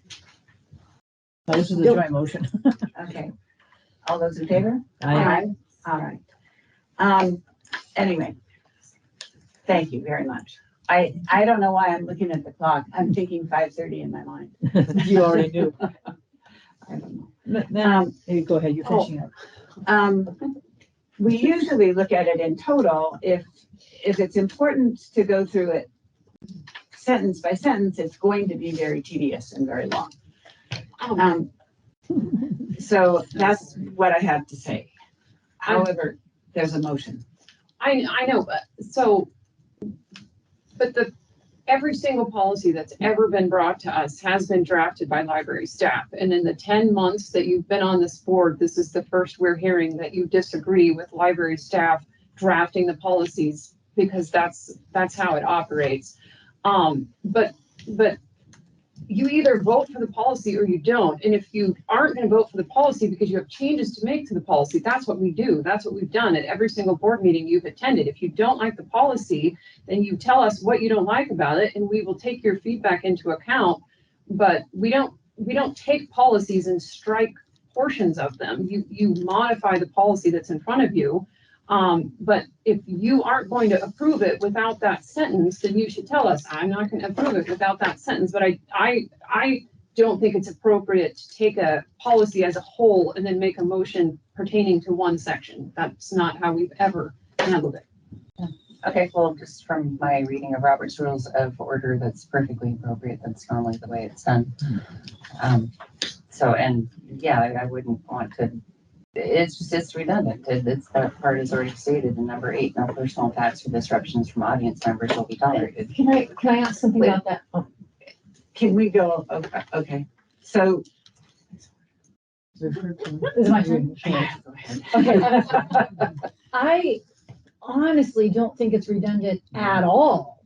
That first sentence to me means somebody could walk in mid board meeting and expect to go to the podium and do their 3 minutes. Mm-hmm. They could miss the entire where they're supposed to speak on the agenda, come in halfway down and be like, hey, I want my 3 minutes. This says it, you can't. And then the disruptions means jeering and such from the crowd. Am I wrong on that? No. Because to me, that's not redundant at all. Madam Chair, I, amongst my papers, found the public comment policy we had in February's meeting. And I found one from December's meeting. So we've been building on it and meeting and talking about it each month. And so, fellow board members, as best I can tell, when we had a review time policy last month in February, where we didn't take action, these same points are on this version of, it's still dated draft 216, but it was handed out at this meeting. And so it seems to me the time we would talk about issues we had, and we did last time, and I've got notes in the margin from what we were gonna change. And one of them was no personal tax to be tolerated. We just displayed, we changed the wording. So we're doing an action item because we've already had time to talk it over. So I'm ready, and I guess we have a motion before us that we'll deal with. But my preference would be that we board have looked at it, we've had our input, and I will vote against this motion so that we can go ahead and make a motion to approve it and get it through the action system and in place. Do you still want to go ahead with the motion that you were making, Michelle? Yes, I do. Okay, could you restate that? I move that we strike the first bullet point. Public comment at board meetings is limited to the public comment portions of the meeting as indicated in the published agenda. It's already on the agenda when their time is. Okay, I just, what I need, okay, so the motion has been made to strike the first bullet point on the draft of the public comment policy. And that bullet point is public comment at board meetings is limited to the public comment portions of the meeting as indicated in the published agenda. All right, discussion of that motion. Judy? You heard mine. No other discussion. Vanessa described situations I've seen happen several times. I'm a veteran from a lot of city council meetings and school board meetings. And that exact scenario absolutely does happen, and it can get ugly and complicated. So I think that should stay. Michelle? Just that it's on the agenda, and I think people understand that we followed the agenda, and if we've passed the time for public comments, then that's already over. I just want to state on the record and have it reflected in the minutes that I object to the motion because this is not a policy. We've not adopted this policy, so you can't move to strike language from a draft policy. I don't see anything wrong with that bullet point at all. Okay, all right, is there any more discussion on this Motion. Particular motion? Is it my turn? Yeah. All right, it just seems like if there was never a motion to put it on there, that we should be able to take it off. Any more discussion? I just want to make sure you know that I do want to discuss the public comment policy, but you've so far limited me to Rochelle's motion.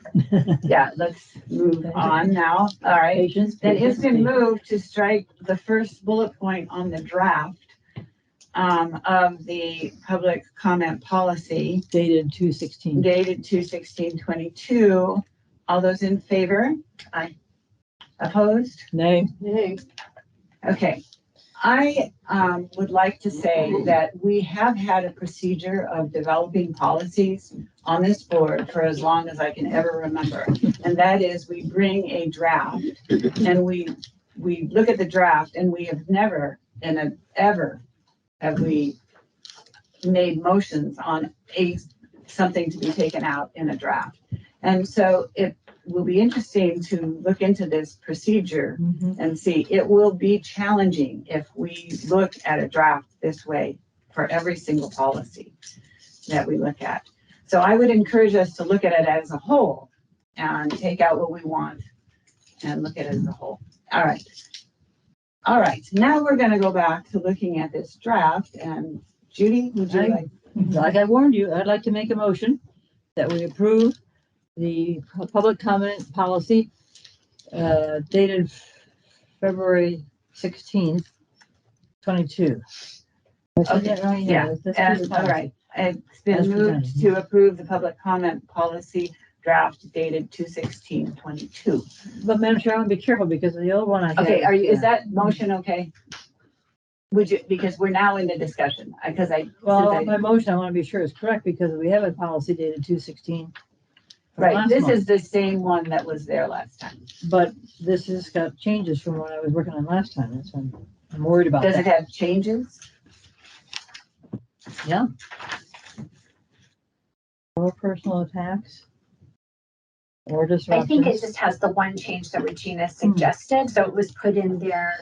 And again, I mean, that can be a discussion, so that was the only thing that changed from. Okay, so it's really. So you're right, the date should modified actually be today's date, yeah? 3/17. Okay. Are you gonna withdraw that motion? No, I'm gonna modify it to say I move that we approve the public comment policy dated March 17th, 22.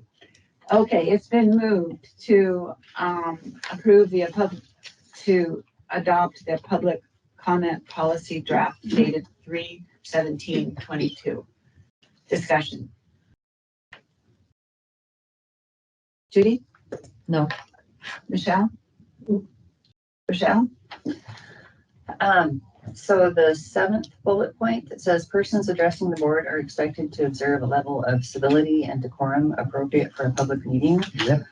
I don't have a problem with that, but I'm just thinking that if this board can't define words like morality and ethical development and obscenity pertaining to minors, it probably can't define civility and decorum either. Those are more nuanced terms. They can be very subjective terms, and perhaps only a court can define them. Let's see, it also, okay, this has something else. It's also a little bit redundant with the first bullet point and the 8th bullet point. And that's all I had on that one. Regina? So when I think it was a function of the fact that we received so much public input via email about House Bill 666, that when I read this in my board packet, one of the things that jumped out to me is the 3rd sentence, which says public comment will be addressed at the next regularly scheduled board meeting. Yet in the tenure I've had on this board, we very rarely have ever put what we did on this agenda, which is response to public comment. So since it is in the policy and since we have been receiving a great deal of public comment, I would like us to actually adhere to what our policy says and put in our agendas an opportunity for us to discuss input that we're receiving from the community. Otherwise, it comes into us and, you know, unless somebody actually says, let's put this on the agenda, we don't ever get to discuss it. And there was, like I said, there has been a tremendous amount of comments submitted prior to this meeting. The other thing I'd like to say is just responding to Rochelle, that time and manner is we can put caveats in here about time and manner. So I don't think that there's anything objectionable about the public comment policy, and I support this one that's in front of us. Vanessa? I'm perfectly fine with this policy as well. And again, I don't see redundancy in any of it. I'm actually struggling to see how you see redundancy. So I'm gonna go ahead and let, Amy, do you have anything you'd like to say? I'm good. Judy? No. Michelle? No. Yes, actually, I misspoke. It wasn't the first bullet point that it was redundant with. It was 6, 7, and 8, where it says that they must use grace and tact. And then the next one, it says level of civility and decorum. And then number 8, no personal attacks or disruptions. There's a lot of overlap there, and they're not perfectly overlapped. But it seems like maybe I don't know, it seems like a lot of excessive verbiage. Like the policy's been kind of doubled. I think it was 4 points before, and now it's 8 or 9. Nope. Vanessa, no. Judy? The last sentence, at the discretion of the board chair, these guidelines may be modified at a meeting, at a meeting. That to me gives you some whoever the chair is, to look at the situation and deal with it, which I appreciated you doing today when there was some comment that was, all felt uncomfortable having happen, and you modified it. So this gives me that exit strategy for how else we can deal with situational events that come along. Michelle? No? I'm good with it. Okay. Yes, I did. Okay. Actually, in number 9, it says the board chair may terminate or redirect any presentation not adhering to these guidelines. I noticed that some people called me by name, and that was okay, but the one probably the most egregious was sort of stopped. But I think that it would be better maybe to, it says may terminate or redirect. Maybe we should try, or you should try, well, the chair should try redirecting first, and if that doesn't work, then terminating. I think people should be given a chance to correct themselves. Modified. So I guess I can't make a motion on it because it's a draft, but I think that maybe the wording on that one should be changed a little bit. So what you would like to see is it switched. The board chair may redirect or terminate any presentation not adhering to these guidelines. Well, that's still completely up to your discretion, and I'm sure being a human being, you might be influenced by whether you like what they're saying or not. But maybe the board chair may first redirect, comma, and then may terminate. How about just the board chair may redirect or terminate? Well, it's the same thing. It doesn't matter which order it comes in. It's still completely up to your discretion. Just saying that I think that first we should give them a chance to redirect, and that opportunity should be given before termination. Okay. So at this point in time, I'm not hearing any changes that anybody wants to make unless somebody wants to. No, I have a motion on the floor. I'd like to finish it up. All right. The way it is. So, thank you for reminding me of that. All right, so is there any more discussion? I move to divide the question. I'm sorry, you moved to do what? I move to divide the question. I don't know what that is. That means that we would vote individually on each one of these bullet points. There is a motion on the floor. And so I'm going to go ahead and let that go ahead and vote and deal with that motion. If you would like to do that, I'm just going to, I don't know. I'm sorry, Rochelle, you are moving into an area that I'm not familiar with. We don't have a parliamentarian here.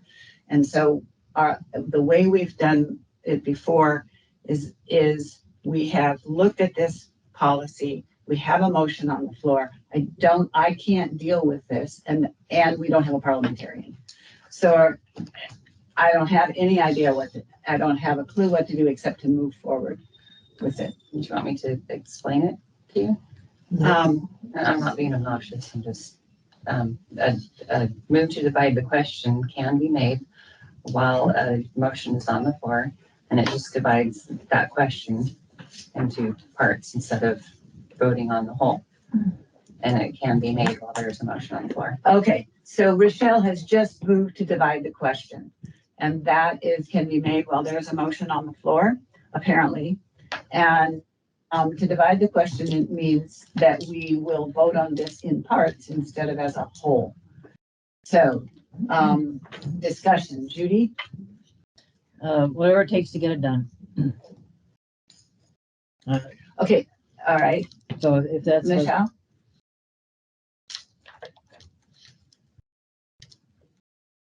Michelle? I think it's perfectly appropriate to vote on each part of this on the merits of the individual of that portion. Gina? I don't know what's going on. So this is the first time hearing that you can divide the question or bring a new motion when a motion is already pending. We've always had to act on the motion that's pending. So I would like to be educated into whatever it is that you would like to see done before we just do it, because I don't understand the motion whatsoever, so I can't respond. I feel like, if the chairperson isn't aware of what is being asked, then we shouldn't move forward with it, because if you don't know exactly if we're. I'm not a parliamentarian. Exactly. So I don't think we should go into territory that you've never done. I support Judy's original, motion. So at this point in time, from what I can understand is the motion is that we would take this policy and divide and vote on each section. And that is what she's asked. Mm-hmm. That we vote on each bullet point, or starting with the paragraph, and then we vote down. So we divide it up into 1, 2, 3, 4, 5, 6, 7, 8, 9, 10 motions for the motion. That's what she's asking. So that's what the motion that is on the floor to divide it is, from what I can understand. But I guess what I was asking is, would you feel comfortable as the chair doing this, not knowing if it is 100%, right? I know enough about parliamentary procedure that I suspect that Rochelle has found a way to do that. Okay. And So would each one have to be a motion, or do we just? Every single one, it sounds like would have to be a motion. Yes, that's true. I don't know a whole lot about it, but on the other hand. Madam Chair, I withdraw my motion. And we'll follow the suggestion that Rochelle has made. We're going to vote on each individual one. And Make a I'm motion. ready to move.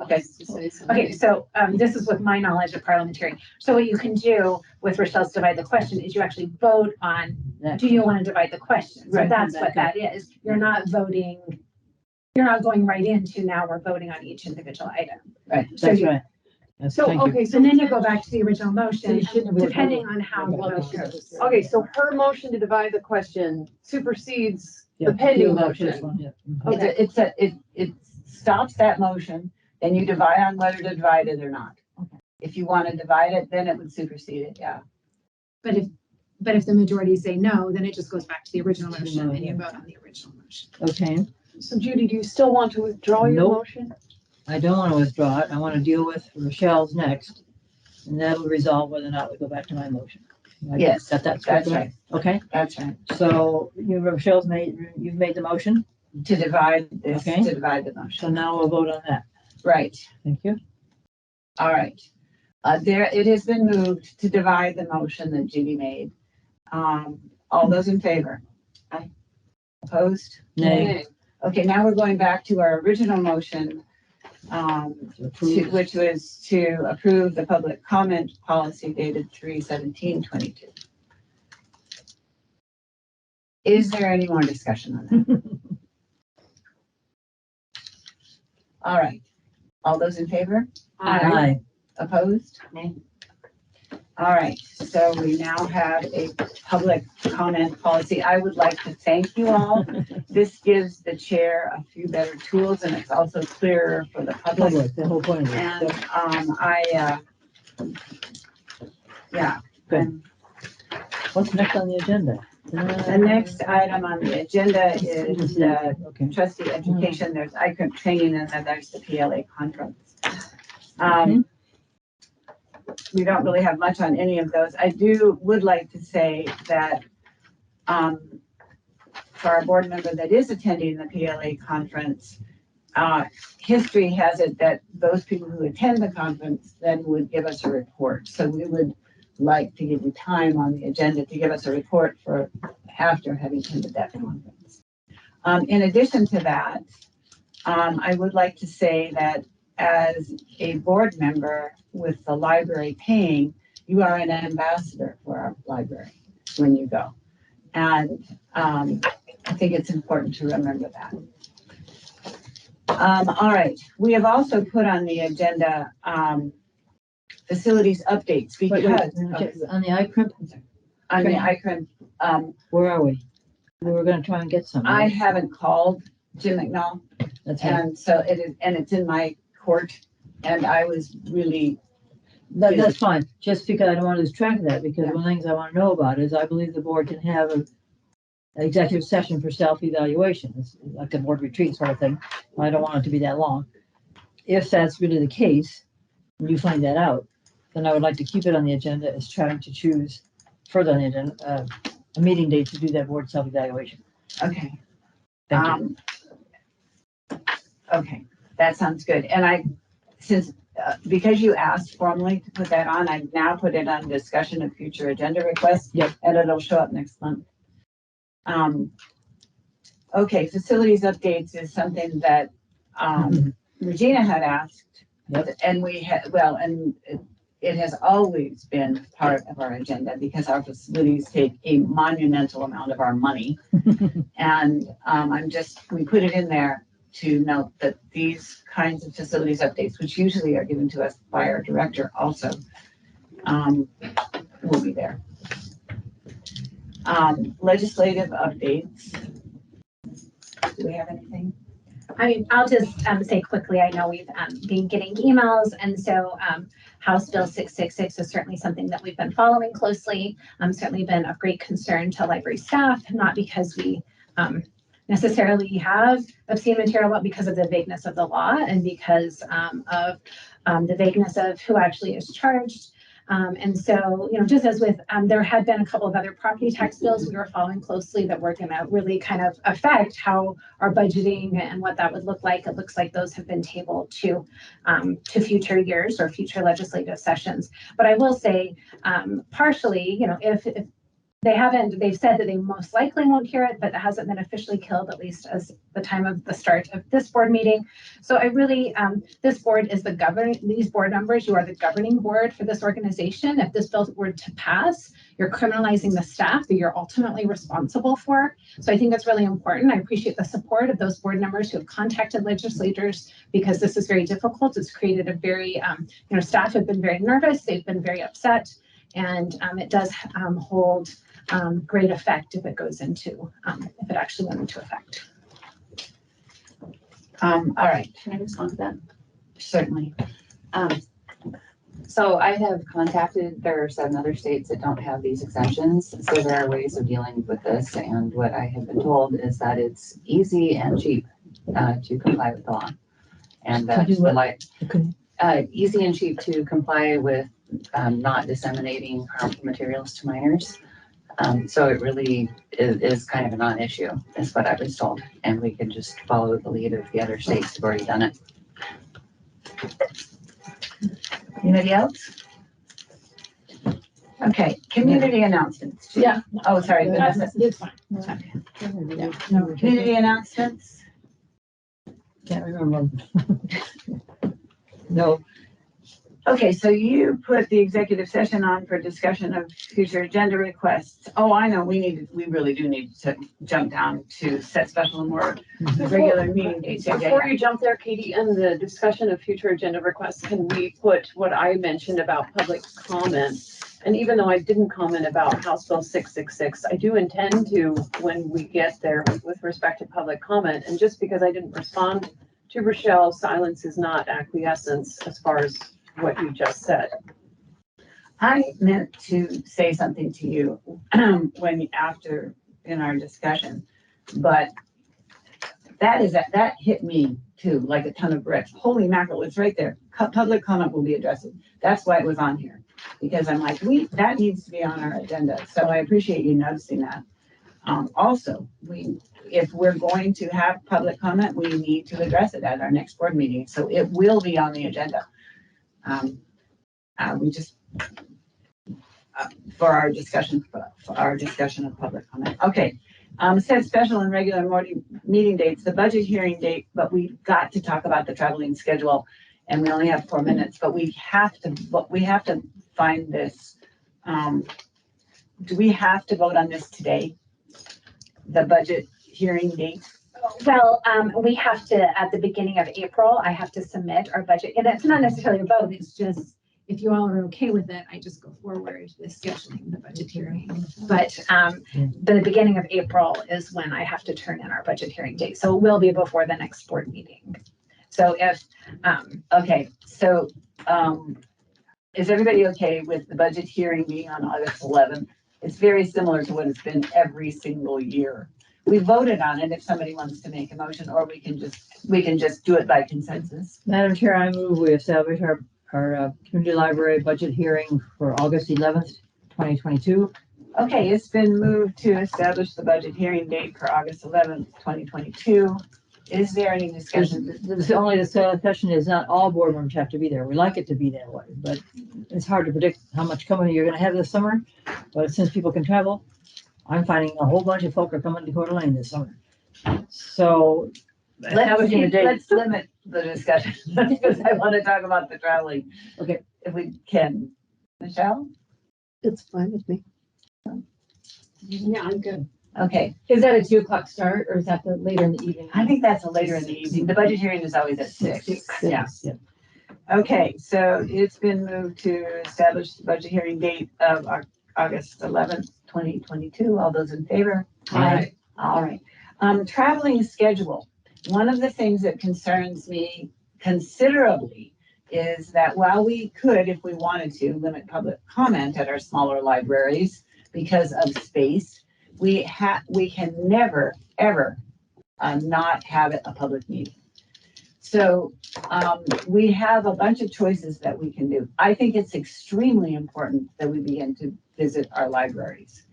But because we've had so much public comment and so much interest in our meetings, we need to think of doing something else. Either our next meeting is next meeting?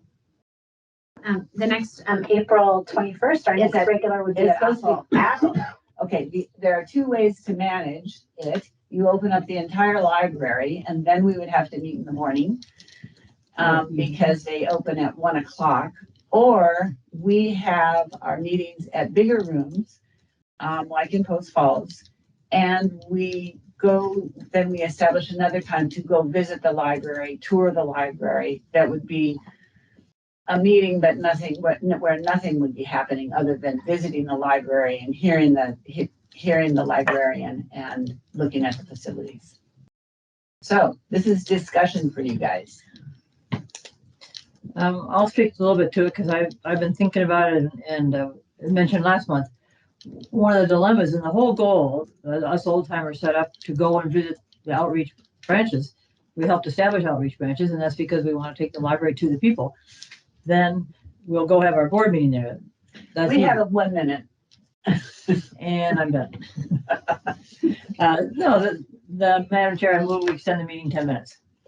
Okay, it's been moved to extend the meeting 10 minutes. And the point of this discussion is we do want to hear from people, and we as board members need to figure out a way, either because our board meetings need all the time for board meeting, but we still, I think, ought to. Let's vote on the motion and then we'll finish. Oh, yeah.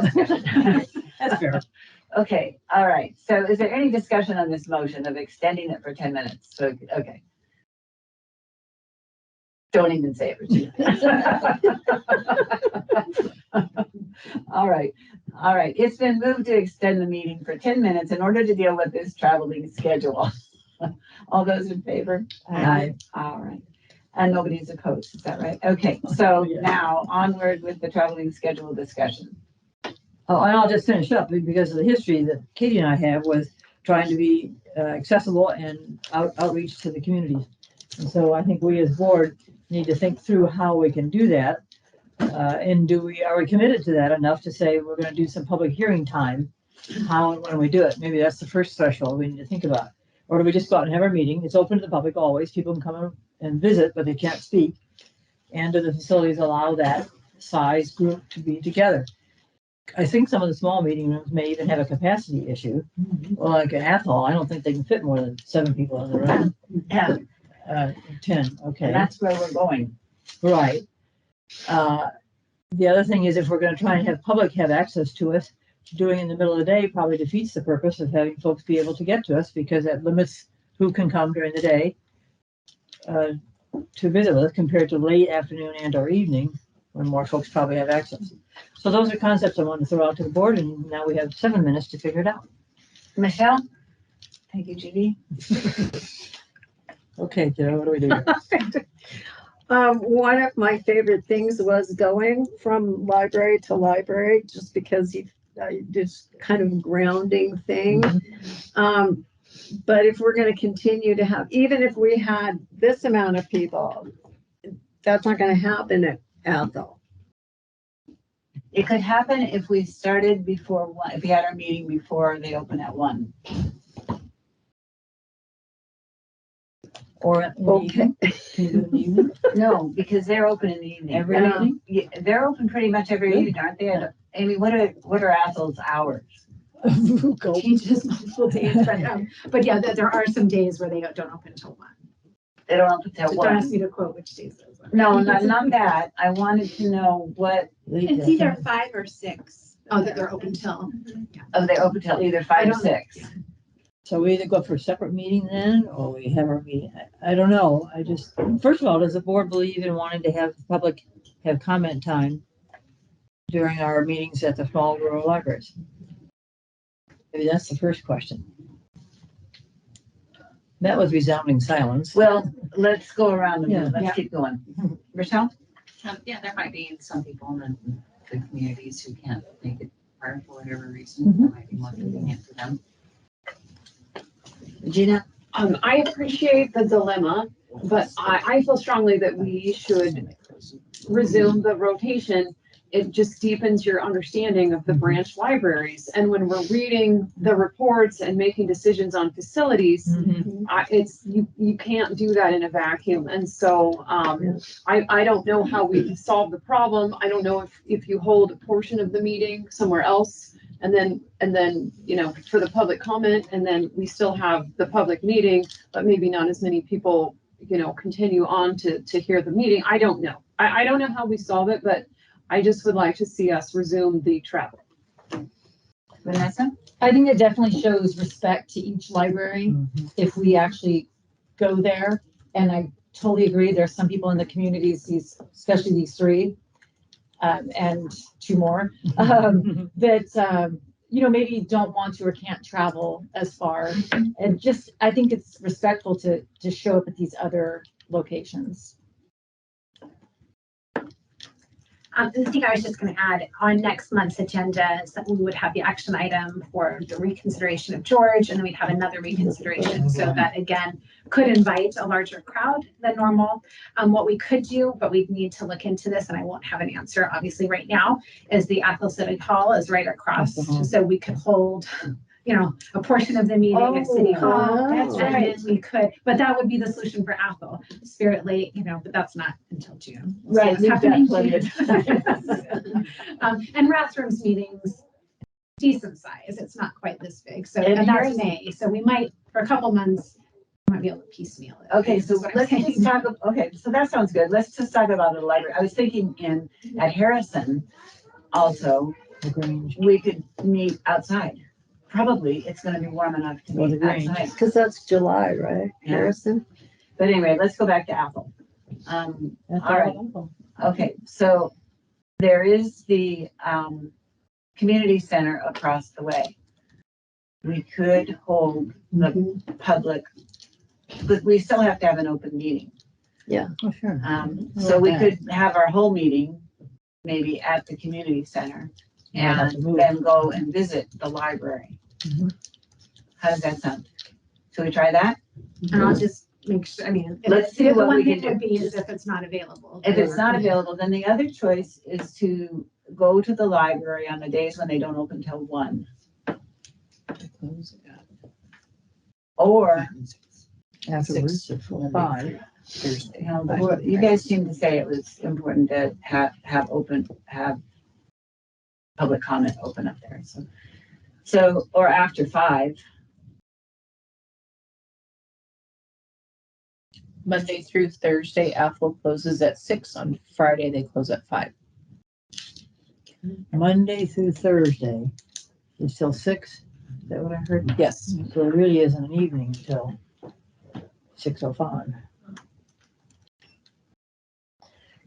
If we met as a board before 6, and then at 6:05, open it up for public comment, so we're all up there. We one still, time. that, it's not the public comment that's the problem.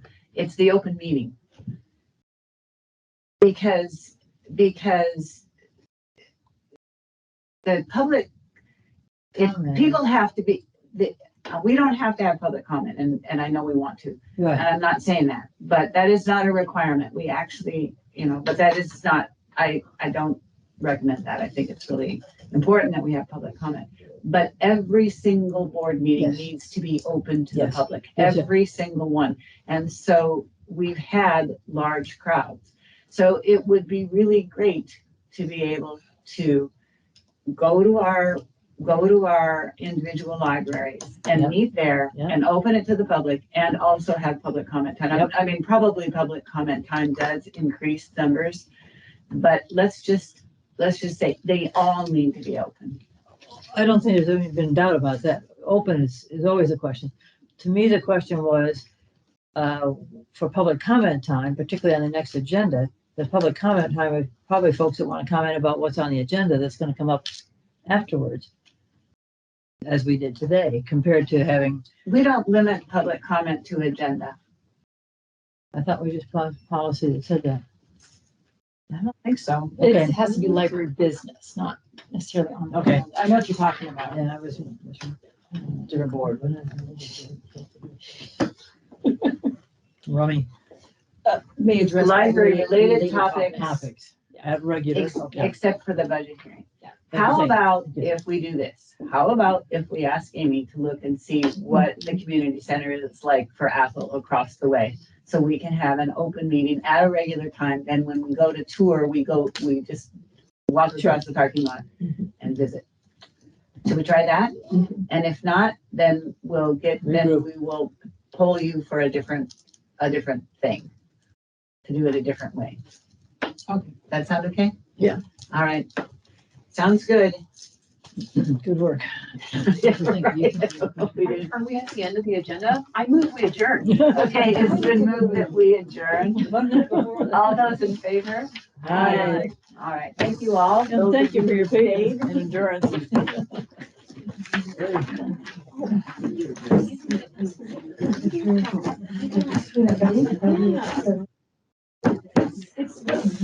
I don't know, I guess it came in our packet last. Okay. Like, but she also said it to us. Really? When you're reading it, you said we got it. Yes. Yeah, so this packet. Came this time. And I know. It was like 4 pages. What was it? Is there a number? It's like several pages. Yeah. And I just love that. It's